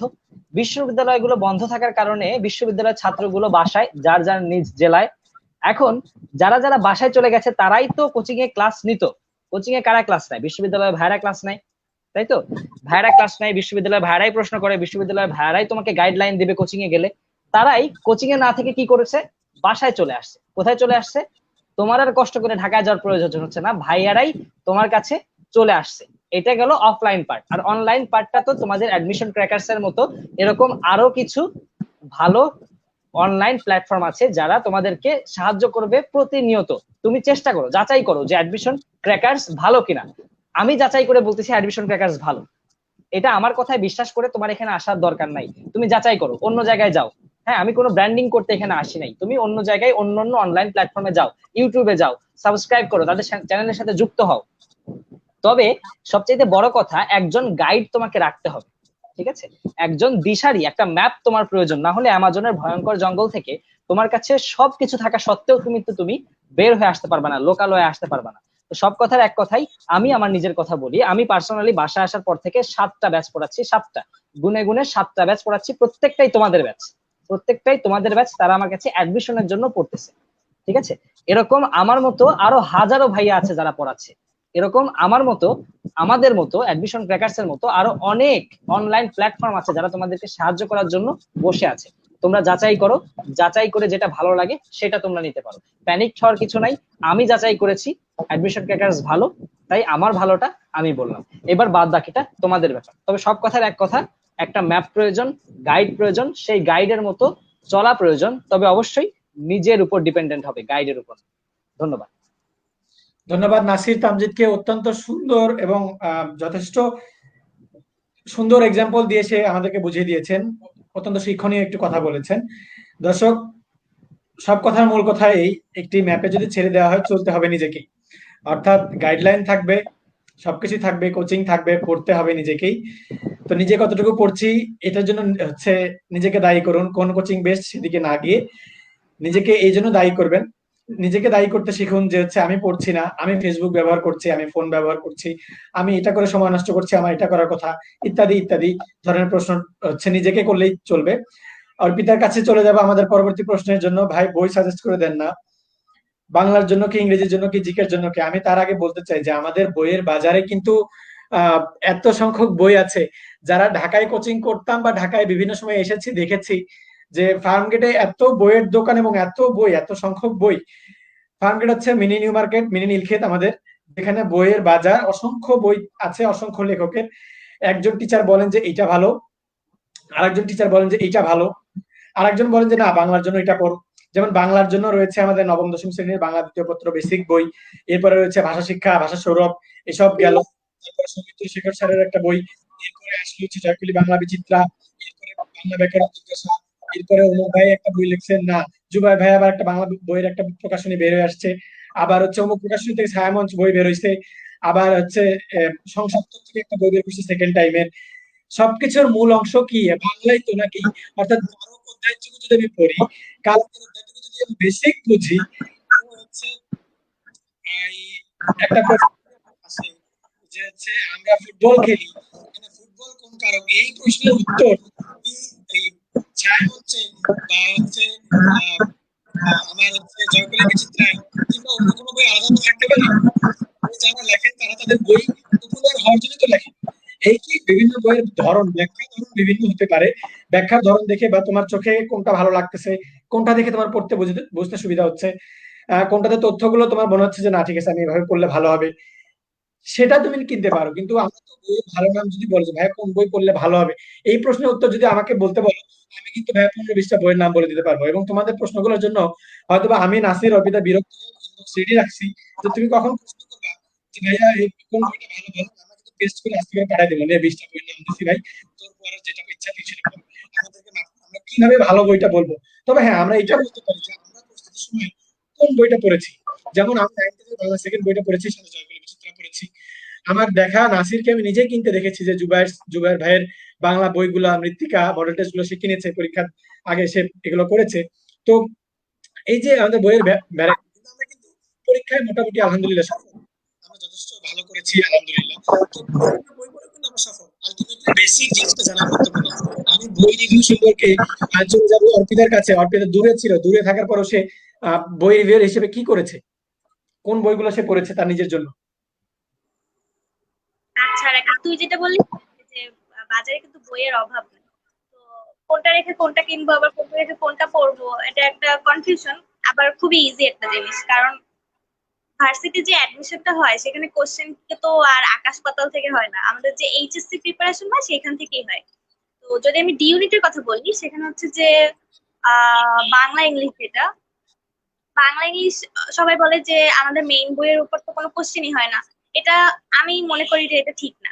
কারণ হচ্ছে আমাদের যে বাংলা বইটা সেখান থেকে তোর ফার্স্ট পেপার থেকে কোশ্চেন আসবে, 2-3টা হোক আসবে। তো আমার এইচএসসি যে আমি পড়ছি বাংলা, সেখান থেকে কোশ্চেন এসে যেতেছে। এরপরে যদি আমরা গ্রামারের কথা বলি, সেটা হচ্ছে আমাদের সব কম্পিটিটিভ যেসব এক্সাম গুলো হয়, অ্যাডমিশন টেস্ট হোক বা জবের যে বিভিন্ন এক্সাম গুলো হয়, সেক্ষেত্রে কিন্তু আমরা ফোকাস রাখি যে আমাদের 9-10-এর যে গ্রামার বইটা আছে, ব্যাকরণ বইটা আছে, ওইটার উপর আমরা ফোকাস রাখি। তো ওটা আমাদের পড়াই লাগে। তো আমি অ্যাডমিশনের জন্য হচ্ছে আমাদের যে বাংলা ফার্স্ট পেপার যে বইটা আছে বোর্ড থেকে দেয়া, ওইটা পড়ছি। 9-10-এর যে ব্যাকরণ বইটা আছে ওইটাও পড়ছি। আর সাথে হচ্ছে জাস্ট এমনিতে প্র্যাকটিসের জন্য হচ্ছে আমি ইউসিসি পড়ি নেই, বাট তাও হচ্ছে ইউসিসি একটা বই ছিল পারাবার, তো আমি হচ্ছে ওইটা পড়ছিলাম। এখন এটা বিভিন্ন জনের প্রিফারেন্স আলাদা আলাদা হইতে পারে। যেমন আমি হচ্ছে আমার এক আপুর কাছ থেকে হচ্ছে জুবাইরস এর একটা বাংলা বই আনছিলাম, তো ওইটা আমার ভালো লাগছে। তো কিন্তু আমি মানে খুব ভালো মতো পড়ি নাই, জাস্ট চোখ বুলাই গেছি। তো এরকম আবার হচ্ছে ইংলিশের ক্ষেত্রে সেম। ইংলিশ হচ্ছে যে আমাদের যে টেক্সট বুকটা দেয়া, এটা যদি একটু খুঁটে খুঁটে পড়া যায় তাহলে দেখা যায় কি যে আমাদের ভোকাবুলারি, গ্রামার, তারপরে হচ্ছে আর যেসব আসে সবকিছু হচ্ছে আমাদের ইংলিশ বইয়ের মধ্যে পাওয়া যায়। তো অপু যেটা বলতেছিল যে ও হচ্ছে ডি ইউনিটের প্রিপারেশন মানে কোচিং করে নাই, তো তার মধ্যে কিন্তু ও বের করে ফেলছে যে কি আসতে পারে বা ও চান্স পাইছে। এইটাই যে আমাদের যে মেইন বই আছে ওটা আগে আমাদের ভালো মতো পড়া লাগবে, তারপরে যাবো যে আমরা হচ্ছে বইগুলা কি যে ওখান থেকে হচ্ছে আমরা বেসিক নিবো, কিরকম কোশ্চেন আসে সেগুলো নিব। তো আমি যখন পড়ছি যে ইংলিশের ক্ষেত্রে যেটা পড়ছি যে আমি টেক্সট বুকটা একদম মুখস্থ করে ফেলছি। আমাদের যে আমি যখন অ্যাডমিশন কোচিং করছি বা কলেজের যে স্যাররা ছিল তারা সবসময় বলতো যে তোমার এই টেক্সট বুক থেকেই কোশ্চেন হবে। সত্যি টেক্সট বুক থেকেই কোশ্চেন হয়, সেটা তোমার ভোকাবুলারি বলো বা যে কোনো কোশ্চেন বলো, ফ্রি হ্যান্ড রাইটিং যেটা বলো সেটা হচ্ছে তোমার টেক্সট বুক থেকে এসেছে। কারণ আমি জানি না এটা ঠিক কিনা, বাট হচ্ছে একজন আমাকে বলছিল যে আমাদের যে ইউনিটের কোশ্চেন আসছিল যে ইওর মাদার, এটা সম্পর্কে যে লিখতে বলছিল, আমাদের টেক্সট বুকে হচ্ছে একটা লেসন আছে যে হিউম্যান রিলেশনশিপস নামে। তো একজন টিচার আমাকে বলছিল যে এইখান থেকে কিন্তু তোমার মাদারের কনসেপ্টটা আছে, রিলেশনশিপ থেকে তোমার মাদারের সম্পর্কে লিখতে বলছে। তো আমার কাছে এটা লজিক্যাল মনে হয়েছে, অনেকের কাছে নাও মনে হতে পারে, বাট এটা এই জন্য বললাম যে আমাদের কিন্তু টেক্সট বুকের মধ্যেই সব চলে আসে। তারপরও এক্সট্রা ভাবে বাংলা কথা বললাম যে পারাবারের কথা। আর ইংলিশের ক্ষেত্রে হচ্ছে আমি প্যানাসিয়ার অনেকগুলো বই পড়ছি, মানে গ্রামার প্যানাসিয়া, ভোকাবুলারি প্যানাসিয়া এইসব পড়ছি। আর হচ্ছে আরেকটা বই পড়ছিলাম যে ইংলিশ ফর কম্পিটিটিভ এক্সাম, এটা আমি পুরাটা মানে শেষ করে ফেলছিলাম জাস্ট নিজের প্র্যাকটিসের জন্য, বাট ফোকাস আমার ওই টেক্সট বুক যেগুলো ছিল ওগুলাই ছিল। আর জিকের জন্য হচ্ছে আমার ডি ইউনিটে যেটা হয় যে ডি ইউনিটের প্রিভিয়াস ইয়ার কোশ্চেন গুলো দেখলে বোঝা যায় যে সাম্প্রতিক যে গুলো থাকে ওগুলো থেকে হচ্ছে কোশ্চেন আসে। তো আর একটু চোখ কান খোলা রাখা লাগছে, ডেইলি একটু নিউজ গুলো পড়া লাগছে, একটু রিভাইজ দেওয়া লাগছে। তারপরে হচ্ছে যাতে আমার সবকিছু একসাথে পাওয়া যায় এর জন্য হচ্ছে আমি জুবাইর থেকে পড়ছিলাম। আর হচ্ছে জুবাইরেরই একটা প্রকাশনী হচ্ছে ওই যে ক্যাপসুল বের করে, ওগুলো দেখছিলাম। এগুলো হচ্ছে আমি প্রিফার করছি, এই জন্য হচ্ছে আমি পড়ছি। আর এমনিতে যারা যারা পরীক্ষা দেবে বা জুনিয়র যারা এর পরে আসবে তারা যদি বইয়ের কথা বলে তো তারা এরকম ভাইয়া আপুদের কাছ থেকে শুনতে পারে, একটু দেখে নিতে পারে যে কোনটা তাদের পড়লে সুবিধা হয়। এরকম ভাবে বলা যায় না যে একদম হ্যাঁ এই বইটাই ভালো, এই বইটাই বেস্ট, এই বইটা পড়লেই তোমার একদম চান্স নিশ্চিত, এরকম কিছু না। বাট তোমার উপর ডিপেন্ড করে যে তুমি আছো, তুমি সব পড়ে আসছো, এখন হচ্ছে একটু প্র্যাকটিস করবা, এই বইতে এরকম আছে, এই বইতে এরকম আছে, আমি একটু দেখে নিই, তারপর হচ্ছে আমি এই বইটা নিবো, এরকম ডিপেন্ড করে। তো একদম যে বলা যায় যে এই বই কিনবাই এরকম হচ্ছে আমি বলতে পারতেছি না। বাট আমাদের হ্যাঁ বাংলা ইংলিশের জন্য আমরা টেক্সট বুকটা বলতে পারি, আর জিকের জন্য হচ্ছে একটু চোখ কান খোলা রাখো। আর আমার কাছে মনে হচ্ছে যে জুবাইরসের বইটা আসলেই ভালো, ওইখান থেকে একটু দেখতে।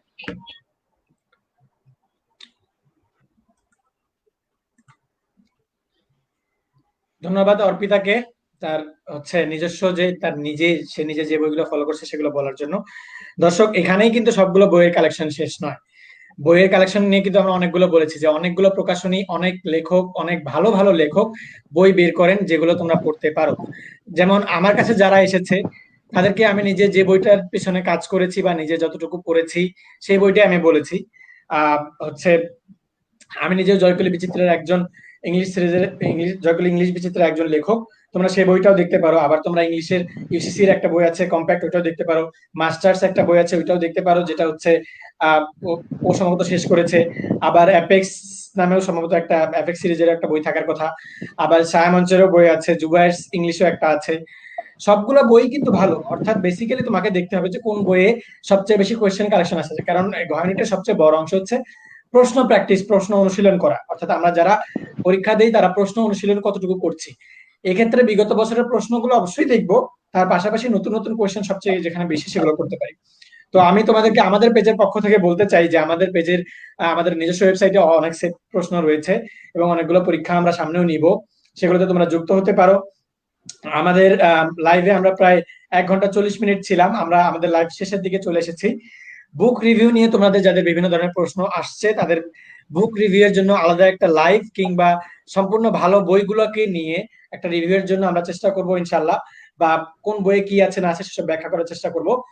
এবং তোমরা যদি তোমাদেরকে কয়েকটা সুবিধা আমরা অ্যাডমিশন ক্র্যাকারস নেওয়ার অলরেডি লাইভ চলাকালীন সময় আমরা বিভিন্ন সুবিধা দেওয়ার চিন্তা ভাবনা করেছি। প্রথম, যে তোমরা যারা দূরে দূরে আছো কিন্তু কিছু বই কিনতে পারছো না, বইয়ের নাম শুনেছো, ওয়েবসাইট পাচ্ছ না, চিনতে পারতেছো না, তারা যদি আমাদের অ্যাডমিশন ক্র্যাকারস এর পেজে যোগাযোগ করো, আমরা একটা পোস্ট করে দিব, যে পোস্টের মাধ্যমে তোমরা এই পোস্টের পর তোমরা যোগাযোগ করবে যে ভাই আমরা বই কিনতে চাই, আমরা ওই দামেই বইগুলো তোমাদেরকে বিভিন্ন লাইব্রেরির সাথে কন্ট্যাক্ট করে, আমি যেহেতু ঢাকায় আছি, আমরা হচ্ছে বিভিন্ন লাইব্রেরির সাথে কন্ট্যাক্ট করে হচ্ছে বইগুলো তোমাদেরকে সাপ্লাই দেওয়ার ব্যবস্থা করব, যেন তোমরা বইগুলো পেয়ে যাও। তোমাদের পছন্দের বই আমরা তোমাদেরকে সাপ্লাই দিব, তার আগে আমরা বই রিভিউ নিয়ে একটা কিছু করব। আর একটা হচ্ছে তারপর হচ্ছে আর একটা বিষয়, সেটা হচ্ছে যে ফ্রি ক্লাসের একটু ঘোষণা দিচ্ছি আমরা, যে আমরা সামনে তোমাদের জন্য কিছু ফ্রি ক্লাসের ব্যবস্থা করছি ইনশাল্লাহ আগামী 2 দিনের মধ্যে।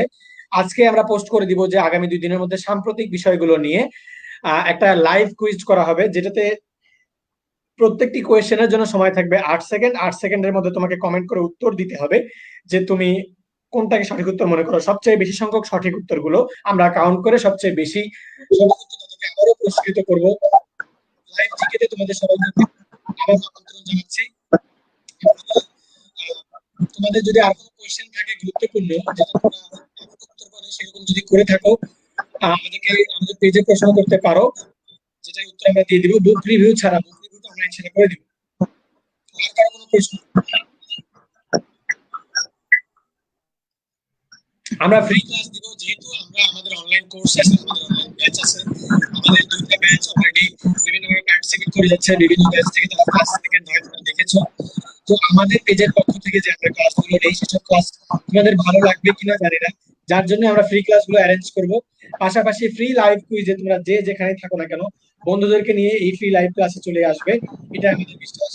তবে আমরা আমাদের গেস্টদেরকে হচ্ছে বিদায় জানানোর একটি মুহূর্তে চলে এসেছি। আমি আমাদের গেস্টদেরকে একটু শুনতে চাই গেস্টদের মুখ থেকে, যে হচ্ছে ভবিষ্যতে অ্যাডমিশন ক্রিকেটসের ফলোয়ার এবং ফ্যানদের জন্য আমরা সবসময় তাদেরকে পাবো কিনা।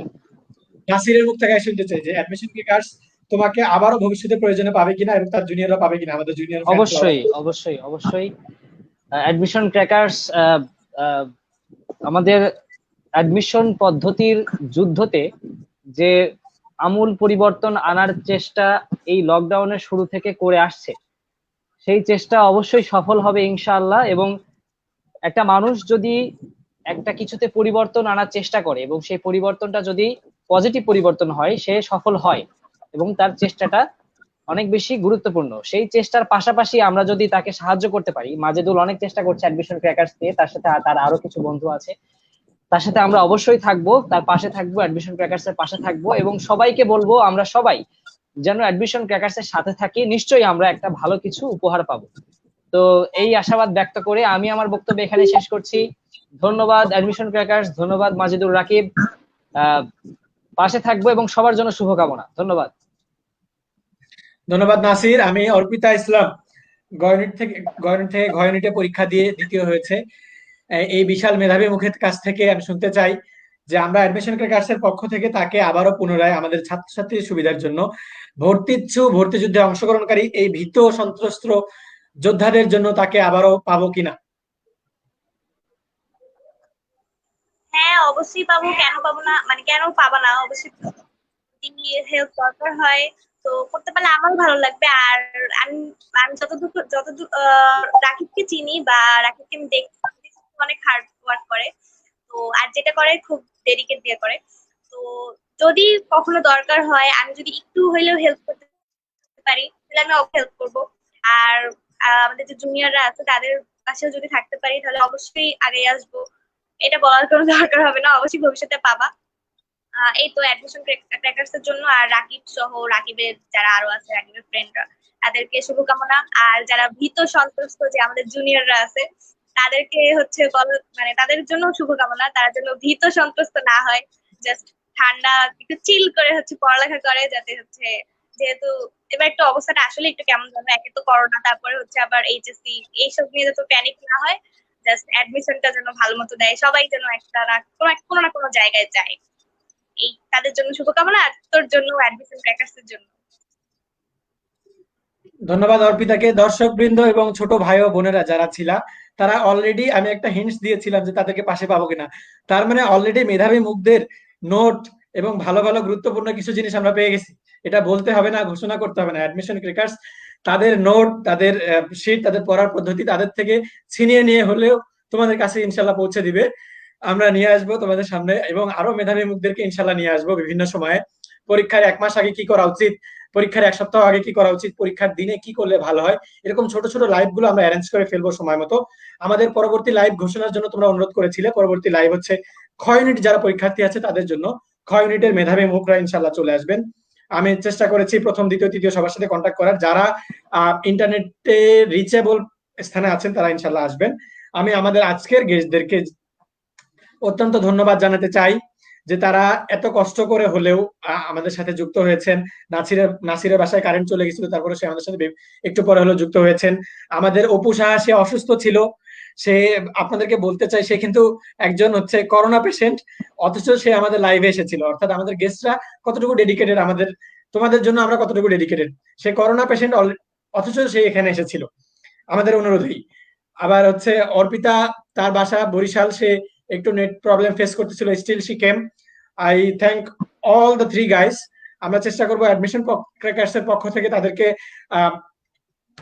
সম্মানিত করার কোনো সুভেনিয়ারের মাধ্যমে ইনশাআল্লাহ। তো আমরা ইনশাআল্লাহ তাদেরকে আবার ভবিষ্যতে পাওয়ার জন্য তাদেরকে ধন্যবাদ জানাতে চাই।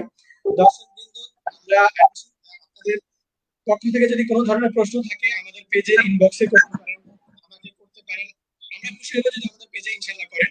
আপনাদেরকে সব ধরনের ক্লাস অনলাইন এবং অফলাইনে যদি হেল্প লাগে, বিভিন্ন রিজিয়নে আমাদের বিভিন্ন বন্ধুরা আছেন, পরিচিত বন্ধুরা আছেন যারা আপনাদের সাহায্য করার জন্য মুখিয়ে আছেন। তার কারণে আপনি যদি পারেন, আপনি যদি সমস্যা হয় যে আপনার রিজিয়নে কোনো হেল্প দরকার, যে আপনি আপনার রিজিয়নে অফলাইন করতে চান, ইনফ্যাক্ট আপনি যদি ঢাকায় অফলাইন করতে চান, যে আপনারা 3-4 জন বন্ধু মিলে বাসায় পড়বেন, বা হচ্ছে পাবনায় পড়তে চান, পাবনায় কিন্তু নাসির অলরেডি অফলাইনে পড়ে এসে পড়েছে, এরকম বিভিন্ন জায়গায় বিভিন্ন বন্ধুরা পড়াচ্ছেন। এরকম যদি আপনাদের অফলাইন অনলাইন যে কোনো ধরনের হেল্প লাগে, অ্যাডমিশন ক্র্যাকার্স কে বলবেন। Admission crackers will manage you in no doubt. Admission crackers will definitely manage. If you want teacher from any unit, for any university, from any university, আপনি যদি চান যে আপনি রংপুরে হচ্ছে বুয়েটের স্টুডেন্ট নেবেন, আমরা দিব।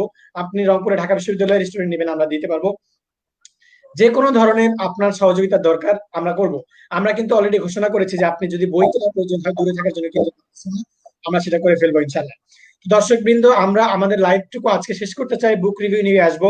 সামনে থাকছে ফ্রি লাইভ ক্লাস এবং ফ্রি কুইজ রাউন্ড, এবং তার পাশাপাশি থাকছে খ ইউনিটের লাইভ, এবং তারপরে ইনশাআল্লাহ ক ইউনিটের লাইভ আসবে ইনশাআল্লাহ। মেডিকেল পরীক্ষার্থী এবং সব ধরনের লাইভগুলো আমরা এখানে নিয়ে আসবো। আপনার বন্ধুদের কাছে শেয়ার করার মাধ্যমে পৌঁছে দিবেন আমাদের এই ভিডিওটি। ভালো লাগলে অবশ্যই জানাবেন। আমাদের নাসির এবং অর্পিতাকে থ্যাংক ইউ জানানোর মাধ্যমে আমরা আমাদের লাইভটুকু শেষ করছি। Thank you Arpita, thank you Nasir. ইনশাআল্লাহ আবার দেখা হবে এই ভিডিওর পক্ষ থেকে।